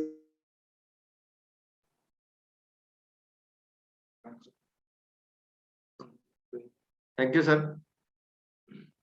thank you Kumar sir, आपने बहुत संक्षिप्त में इस 1.5 घंटे के लेक्चर को ब्रीफ करके सबको बताया, क्योंकि हमारी बहुत सी ऑडियंस ऐसी है सर जो रीजनल लैंग्वेज में काफी कंफर्टेबल होती है और हिंदी में और भी थोड़ा कंफर्टेबल रहते हैं। तो आपने इतना बड़ा विषय लखविंदर सर सिंह ने जो हमें 1.5 घंटे में बताया, आपने उसको समराइज करके हमें 10 मिनट में इसके बारे में जो हिंदी में ट्रांसलेशन करके दिया, इसके हम आभारी हैं सर आपके। अभी मैं जितने पार्टिसिपेंट हमारे साथ जुड़ चुके हैं उनसे निवेदन करता हूँ कि किसी को अगर Lakhwinder sir professor Lakhwinder sir Singh से कुछ क्वेश्चन पूछना हो तो वो पूछ सकते हैं। This session open for question answer session. एक मिनट, मैं ये स्पीकर सर और ऑर्गेनाइजर दोनों से आग्रह करूंगा कि जो बच्चे या जो लड़के या जो भी हों वहां पर, वे अगर मराठी हिंदी में भी क्वेश्चन पूछना चाहें वो पूछें। अगर मराठी पूछेंगे तो ये प्रोफेसर तुषार साहब हैं, वो एक्सप्लेन कर देंगे उनको। हिंदी में पूछेंगे तो मैं उनको इंग्लिश में एक्सप्लेन कर दूंगा प्रोफेसर साहब से। लेकिन अगर जिज्ञासा हो, पूछने की बात हो, तो जरूर वे पूछें। मेरा ये आग्रह है कि इनको मान लिया जाए अगर ये हिंदी मराठी में भी पूछते हैं तब।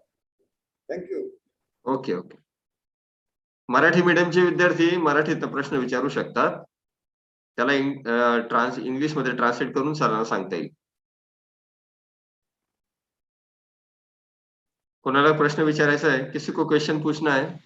Anybody ask? Sir, may I ask one question? Yes, yes. Yeah. Prasun, go ahead. Yes, Prasun. sir. Yeah. Yes, sir. Sir, my question, first of all, sir, thank you for delivering such a great lecture on this crucial topic. I would like to thank Professor Lakhvinder Singh Sarji and also Nandakishore Sarji. My question is that, sir, I think it is a main battle of creating hegemony between the USS and China. And definitely, India is right now emerging as a superpower. It should also take some point in this topic, in this. But the main thing, Joe, I would like to ask, okay, should India take part in this battle directly, or should India take part as the watch and wait mode? Should India take a position of watch and wait mode? And should India take the opportunities from this establishing hegemonial conflict? This is my question, sir.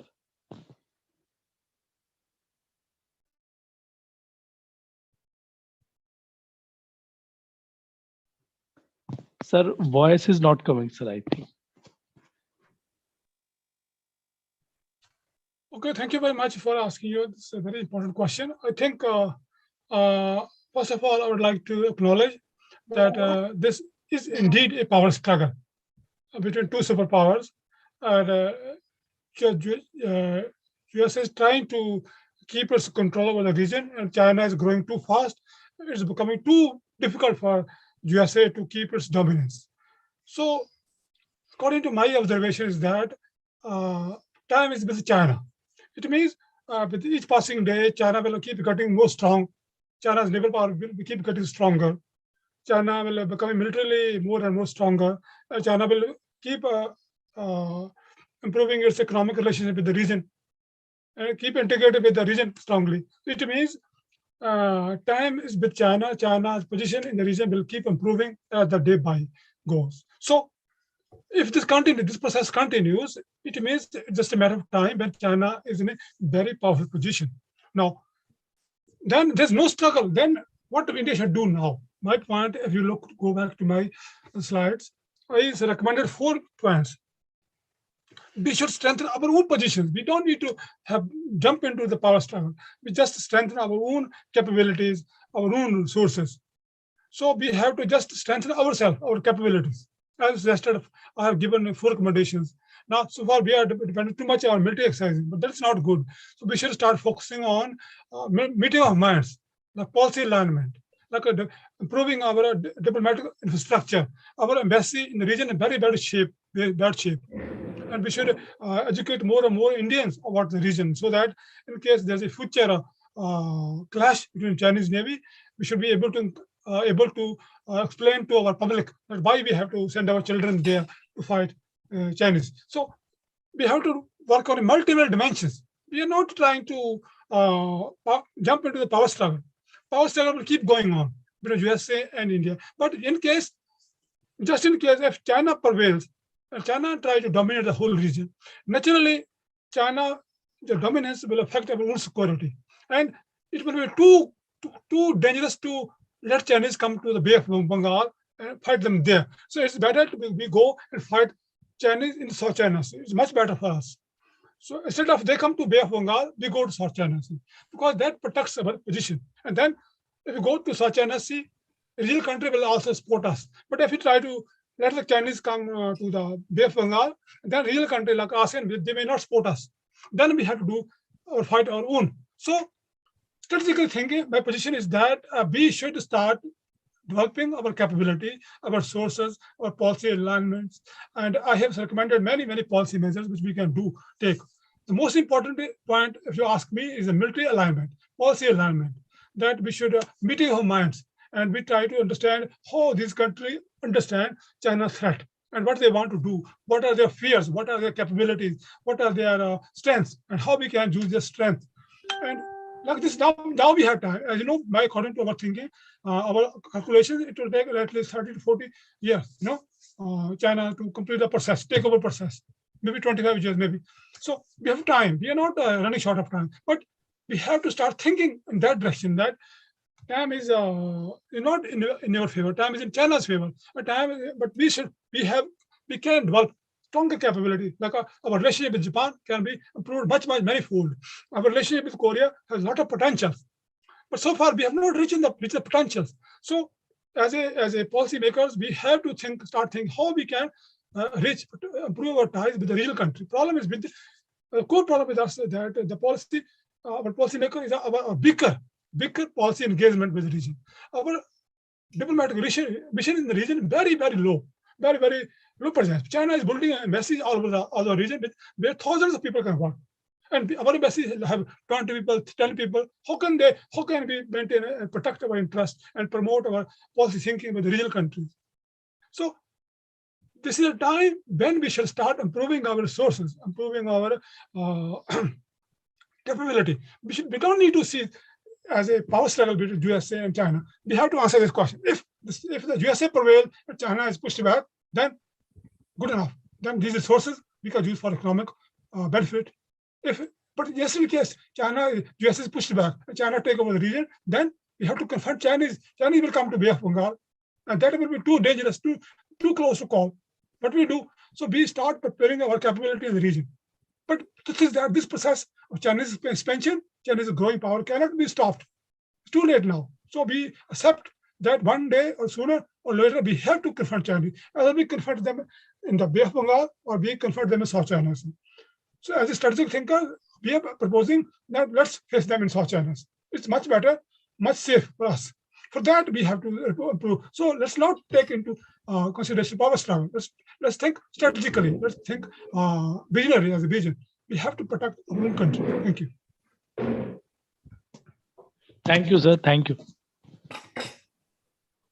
Anybody?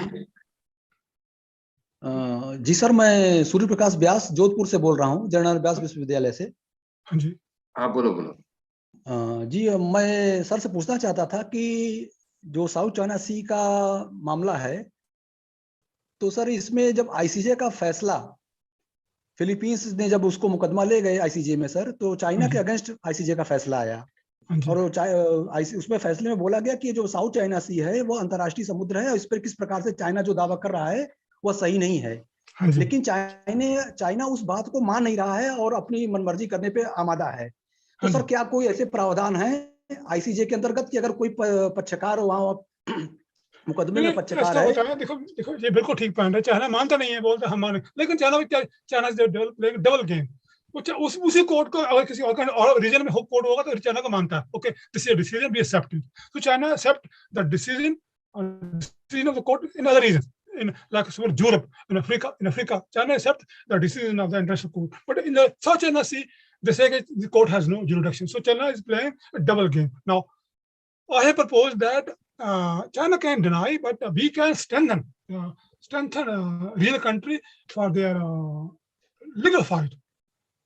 We have resources, much better resources to support legal country to fight legal battle with China. So far, we are not providing any kind of support to the real country to fight a legal battle. So our presence, our vision, so we can prepare a special policy group, special legal group. No, there are millions of ideas which can be created, so which provide legal support to fight legal resistance to Chinese expansion. So legal resistance cannot. So that I want to be very honest with you. Few days ago, last year, there was a discussion on South China Sea, and one Korean professor asked Chinese professor, India is increasing its military presence in the sea. What do you think? Are you worried? Professor immediately said no. He said, even if we're not worried, we are much stronger than Chinese Navy. So if we have to face the whole Chinese Navy, we can still prevail. So our military capability, naval capability in the region is not that strong. So, but our cultural capability, our legal capability is very stronger. So we can confront China legally. We can support this country. We can take a battle to not just one court, many courts. So we can create a legal mountain, legal Himalaya. Like they call it a wall of sand. We can call it mountain of there's a wall of mountains, wall of Himalayas. Legal battle. We can create a legal complicity for China. But so far our legal support to the regional country is very low. If you see my presentation, I strongly support that we have to support regional country so that they can build legal resistance to China. So your question is very valid. So far, there's no clause, but if you look deep into the legal mechanism, we can create one. There's always loophole in the system, So the question is very good and point to very good direction. Thank you. हाँ, Sachin Kumar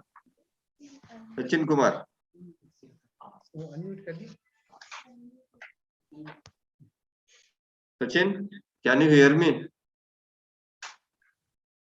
Okay, next question.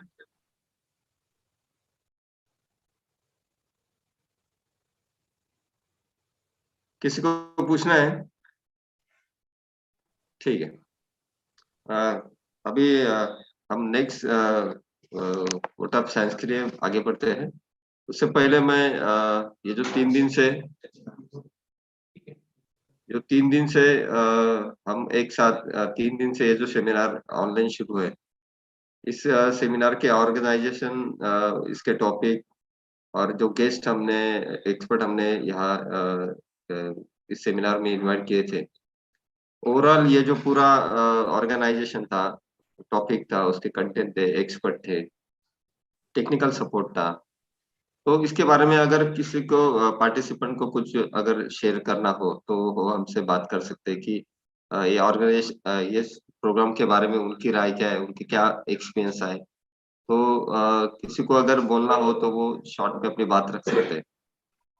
किसी को कुछ programme के बारे में कुछ share करना है तो अपने शेयरिंग हमें दे सकते हैं।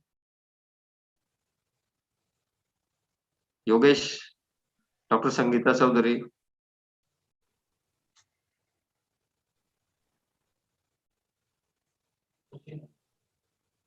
सचिन। Yes, sir. हाँ मैडम। No question, sir. या ठीक है, ठीक है, ठीक है। Hello hello. सचिन। हाँ, योगेश योगेश। हाँ योगेश, बोल बोल।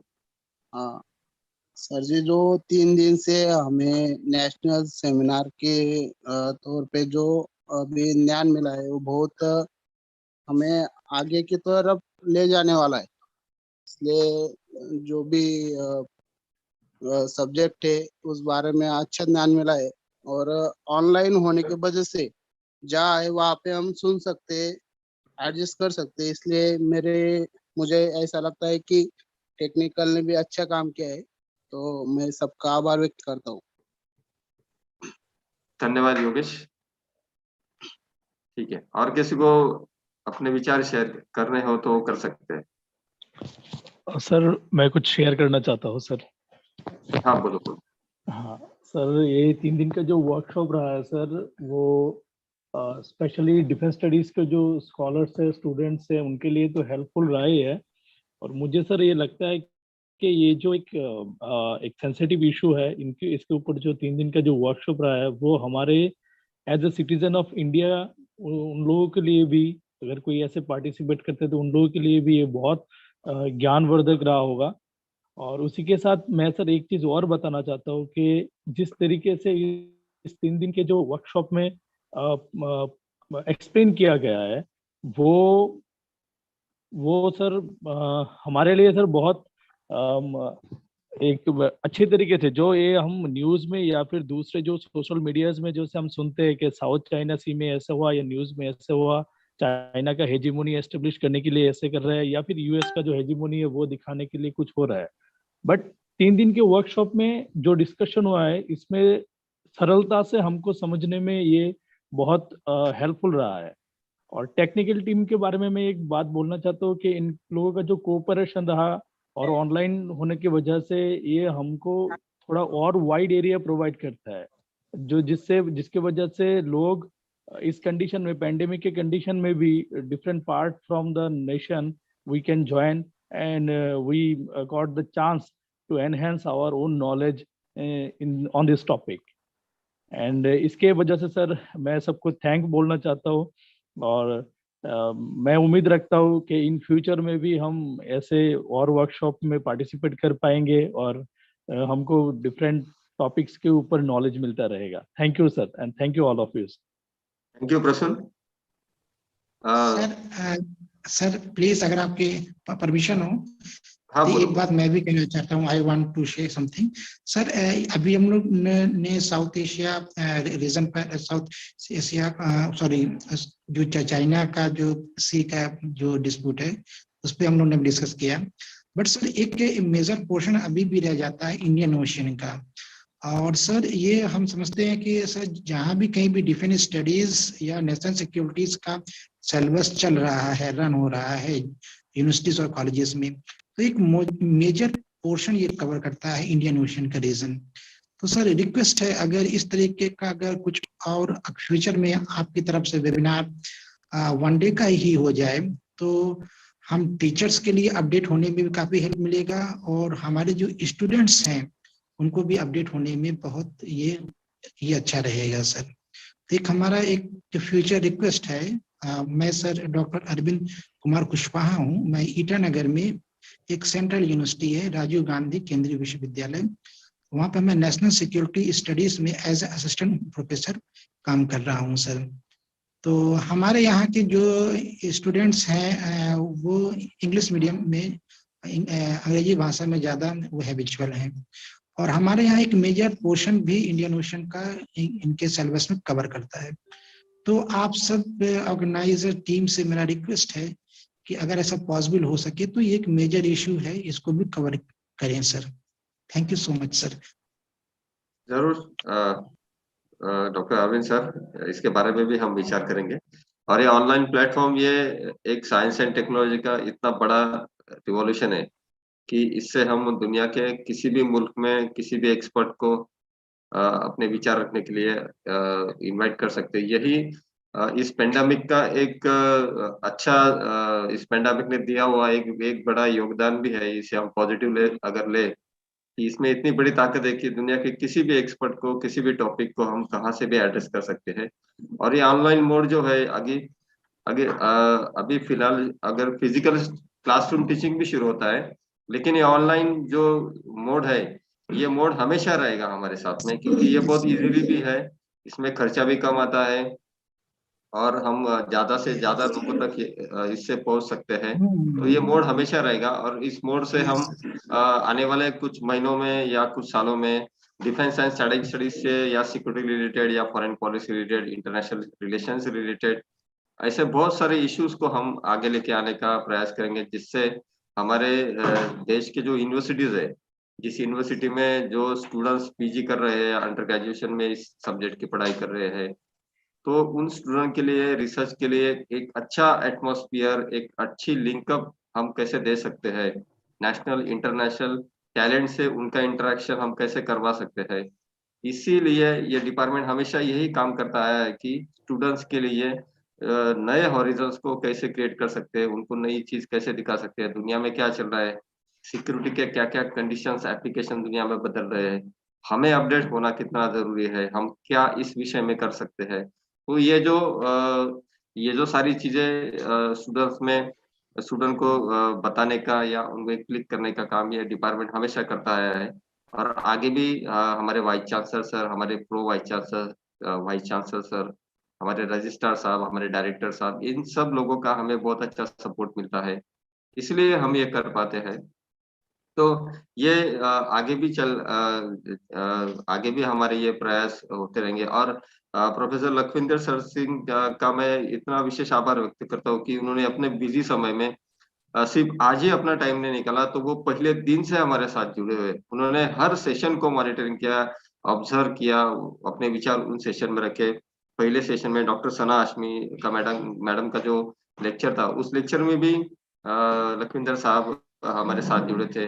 उसके बाद में शिवपर्णा पाठक मैडम का डे सेकंड में जो लेक्चर हुआ, उस लेक्चर में भी सर ने पार्टिसिपेशन किया, उनसे क्वेश्चन पूछे, इंटरैक्ट किया।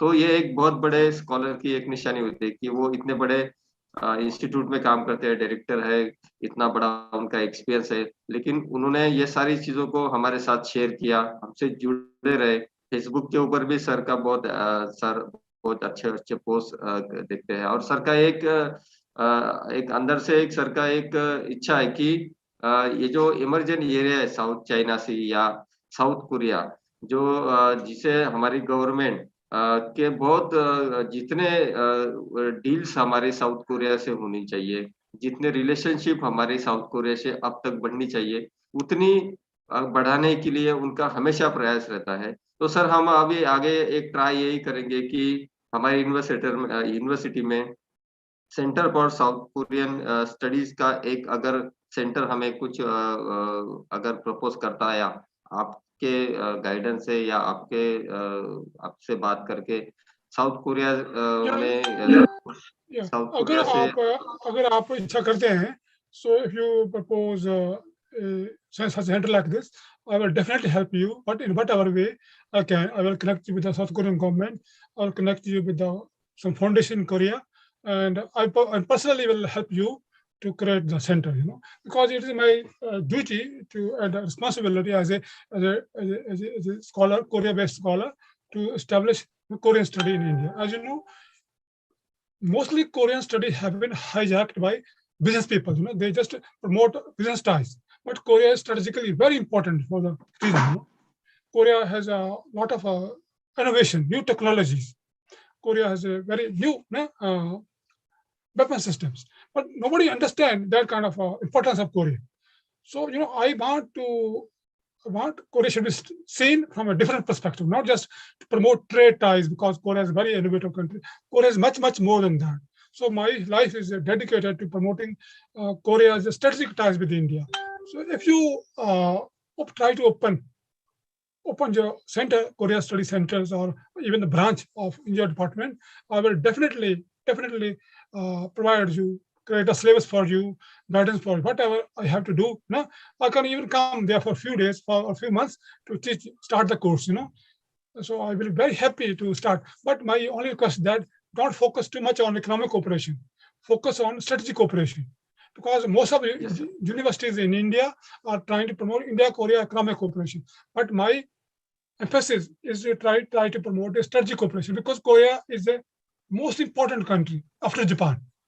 So the relationship with Korea will help us in very, very big way, setting up a strong footing in the region. So once you give me your mind, you want to do it, I will be definitely connected with you, all possible people. That is my promise to you. Thank you sir, thank you sir. हम यही try करेंगे कि India और Korea की strategic partnership आगे buildup हो, और उसके लिए हमारी यूनिवर्सिटी में एक सेंटर अगर क्रिएट कर सकते हैं आपके हेल्प से, आपके गाइडेंस से, तो उसके लिए सर हमारा प्रयास जरूर रहेगा कि इस विषय में, इस एरिया में मैक्सिमम आने वाले रिसर्च जो पीएचडी स्कॉलर है, उनको इस विषय के बारे में आज के सेमिनार से तो बहुत सारी चीजें समझ ही गई होंगी, लेकिन ऐसा करते हैं, after a few days time we can set up a new seminar discussing about the possibility of cooperation between India and Korea. So I will tell you in detail what are the potential area of cooperation between India and Korea from a strategic point of view, from military point of view, why India and Korea should cooperate. So we can have a separate discussion. Yes sir. Okay sir, एक दिन का या 2 दिन का specially India south Korea relationship के ऊपर एक बड़ा प्रोग्राम रखते हैं. उसमें ये सारी चीजें, economic cooperation, technical cooperation, social cooperation, political, strategic वगैरह, ये सब चीजें उसमें इंक्लूड करने का ट्राई करेंगे सर. डेफिनेटली ऐसा एक बड़ा सेमिनार ऑर्गेनाइज करने का हम जरूर हमारे डायरेक्टर साहब से बात करके उसको आगे फॉरवर्ड करने का ट्राई करेंगे. So thank you very much, sir. Thank you very much for having me. I'm so happy. When you live in a foreign country, even the sight of your countrymen gives you a lot of energy. There was a reason to be here, because by looking at all of you, I feel I'm at home. When you live in a foreign country for a long time, you miss your countrymen. You have to understand my feeling, how I feel by talking to you. Thank you, sir. Thank you. Thank you very much, sir. Now I'm going to I would like to invite Dr. Subhan Dada sir for giving the today's session vote of thanks. Dr. Subhan Dada. Thank you, sir, for giving me opportunity.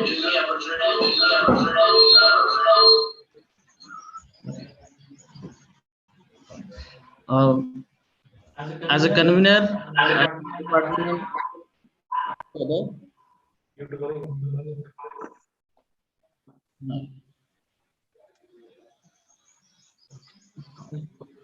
just clear है?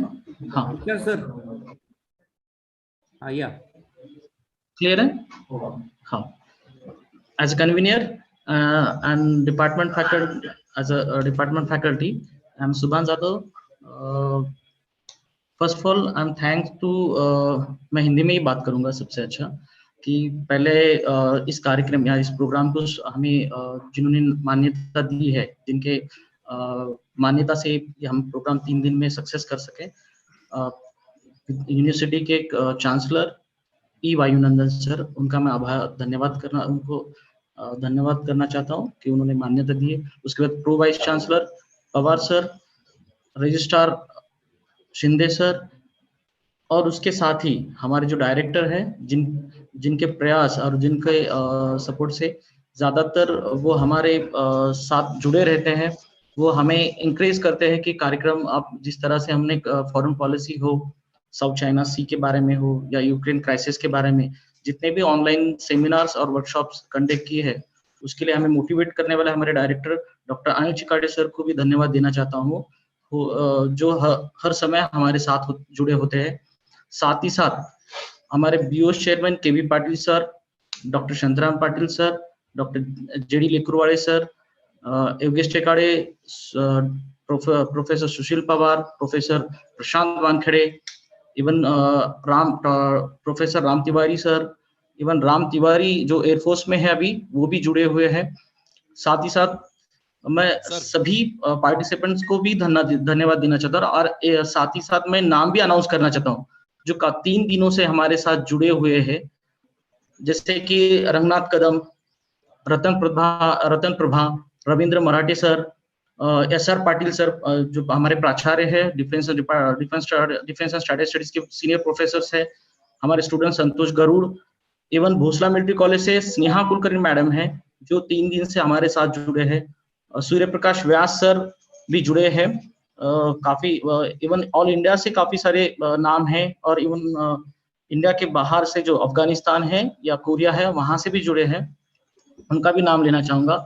विकास मोरे, Vishram Pawara, Vishwas, Yogesh Patil, doctor SA Patil, doctor Nikum sir political science के chairperson और BO chairman, and doctor Nikum sir जो हमारे defence and strategy के senior professor भी है, doctor GN Sonone sir जो बीड से हैं, Gulab Patil sir, Jayshree Solanke madam, Arun Kadre, Kushal Kulkarni, Manoj Sonone, Nimba Patil sir, Prashant ji जो दिल्ली से जुड़े हुए, प्रियंका जावड़े मैडम जो पुणे से जुड़े हैं, डॉक्टर दिनेश माड़ी सर जो नंदुरबार से जुड़े हैं, प्रोफेसर नितिन बारी सर जो काफी 3 दिनों से जुड़े हुए हैं sir, even Shyam Singh Ram Singh sir, professor Shyam Singh Ram Singh sir जो नॉर्थ से जुड़े हैं, इवन अफगानिस्तान से मासूम जाम मौसमिया जो अफगानिस्तान से हमसे जुड़े हुए हैं, रतन प्रभा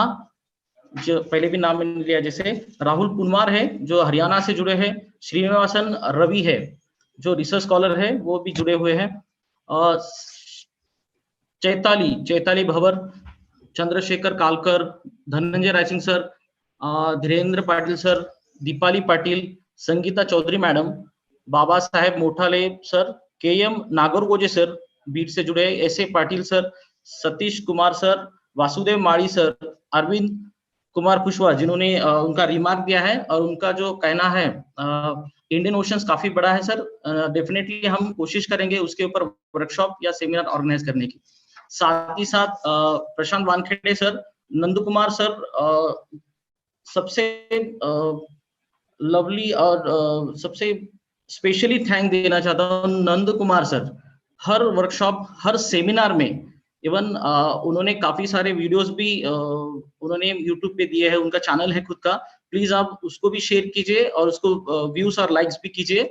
सर हमारे साथ हर सेमिनार, हर वर्कशॉप, हर प्रोग्राम से जुड़े होते हैं, इवन हमें कुछ दिक्कतें आती है या टेक्निकली इश्यूज आते हैं जो डिफेंस एंड स्टडीज के रिसर्च और प्रोग्राम के बारे में, तो नंद कुमार सर हमें हर समय मार्गदर्शन करते हैं।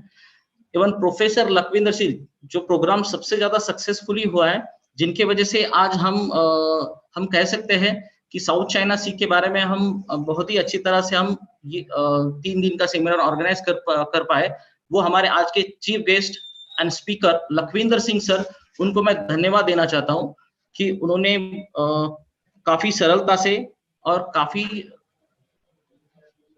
इंस्पायरेशनल थॉट्स उन्होंने एक्सप्रेस किए हैं, और उस वजह से हमें south China sea and China का जो एग्जैक्ट रोल है और इंडिया चाइना रिलेशंस में क्या क्या डिफिकल्टीज और क्या इश्यूज है और उसके साथ हम कैसे बिल्डअप कर सकते हैं, उसके लिए उन्होंने जो मार्गदर्शन किया उसके लिए मैं धन्यवाद देना चाहता हूं।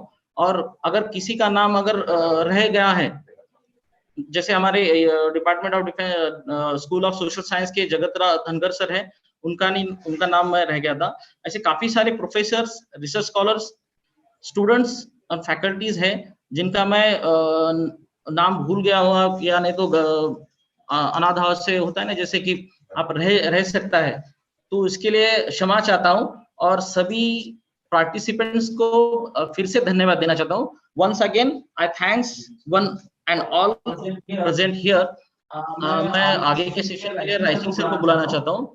Thank you sir for giving me this opportunity. धन्यवाद सुभान ने काफी अच्छा वोट ऑफ किया, सब एरिया को उसने कवर किया। लेकिन अभी लास्टली ये जो प्रोग्राम चला 3 दिन का, इस प्रोग्राम के पीछे जो स्टूडेंट्स या हमारे रिसर्च स्कॉलर, ये एक्चुअली उनका ही कंट्रीब्यूशन था। क्योंकि ये जब कोई प्रोग्राम डिपार्टमेंट में ऑर्गेनाइज होता है तो किसी एक इंसान उसका क्रेडिट नहीं ले सकता कि या एक पर्सन की वजह से वो सक्सेस नहीं होता। सक्सेस कोई भी चीज होती है टीम वर्क से। अगर आप टीम वर्क लेके चलोगे, टीम वर्क को साथ लेके चलोगे, तो आप कोई भी प्रोग्राम एकेडमिक में हो या किसी भी लाइफ का हो, आप उसे सक्सेस कर सकते हो। तो हमारा जो department of defence and child studies का जो टीम है, मेरे साथ जो मेरे स्टूडेंट्स है, मेरे कलीग्स है, उन्होंने जितना सपोर्ट इस प्रोग्राम के लिए किया, इसकी वजह से ये प्रोग्राम सक्सेसफुल हुआ। ये प्योरली तुषार राइसिंग का क्रेडिट नहीं, ये क्रेडिट है मेरे लोगों का, मेरे साथ जो काम करते हैं। तो मैं उनसे आपको मिलाना चाहता हूँ। तो सबसे पहले सुभान को तो आपने देख ही लिया। दूसरा हमारे रिसर्च स्कॉलर है विलास कुमार। इनका बहुत बड़ा श्रेय है लखविंदर सर सिंह से मेरा इंट्रोडक्शन करवाने में। एक्चुअली लखविंदर सर सिंह से पहले इनका ही सोशल नेटवर्किंग के ऊपर इंटरेक्शन हुआ था। तो बहुत सारे गेस्ट जो होते हैं वो विलास ही मुझे सजेस्ट करता है कि सर हम इनसे बात कर सकते हैं, ये ऐसे एक्सपर्ट है वैसे एक्सपर्ट है। तो एक अच्छा रिसर्च माहौल हमने इस डिपार्टमेंट में क्रिएट करने का ट्राई किया, जहां ऐसे स्टूडेंट आने वाले दिनों में हम देश की सुरक्षा के लिए या देश के पॉलिसी मेकिंग में ऐसे स्टूडेंट को खड़ा कर सकते हैं। तो विलास एक अच्छा रिसर्च स्कॉलर है जो काफी करंट इश्यूज के ऊपर उसका स्टडी होता है, और वो लखविंदर सर साहब जैसे लोगों से हमारा इंट्रोडक्शन करवा देता है। उसके बाद सचिन पाटिल है जो स्टूडेंट्स है, अभी नेट का प्रिपरेशन कर रहा है। इन्होंने भी बहुत अच्छा टेक्निकल पूरा जो एक्टिविटीज थी वो उन्होंने यहाँ संभाली। उसके बाद में पंकज शिंपी जो हमारे नॉन टीचिंग स्टाफ का सारा जो वर्क है वो पूरा पंकज जी देखते हैं। तो इन सभी लोगों के मैं विशेष धन्यवाद देता हूँ कि इनकी वजह से ये सेमिनार सक्सेसफुल हुआ। Once again thanks to all guys for the successful of the seminar. या और इसके बाद मैं लास्टली प्रोफेसर कुमार सर से विशेष उनके आभार मानता हूँ कि वो हमारे साथ हमेशा जुड़ते हैं, हमें कंटिन्यूसली बैकअप देते हैं, गाइडेंस करते हैं, और हमें बहुत सारी चीजों को जानने का वो अलग अलग तरीके से वो चीज को हमें समझाते हैं। तो विशेष रूप से हम प्रोफेसर नंद कुमार सर के विशेष आभार व्यक्त करते हैं, और लखविंदर सर सिंह के हम बहुत आभारी है कि उन्होंने अपना कीमती समय देके इस डिपार्टमेंट के या हमारे स्टूडेंट को गाइडेंस किया। और आने वाले सालों में भविष्य में आपका ये जो सपोर्ट है सर, आपका गाइडेंस है, आपके आशीर्वाद हम सब पे बने रहेंगे। हम आपसे हमेशा आपके संपर्क में रहेंगे, और आपकी जो इच्छा है कि साउथ कोरिया और इंडिया में स्ट्रेटेजी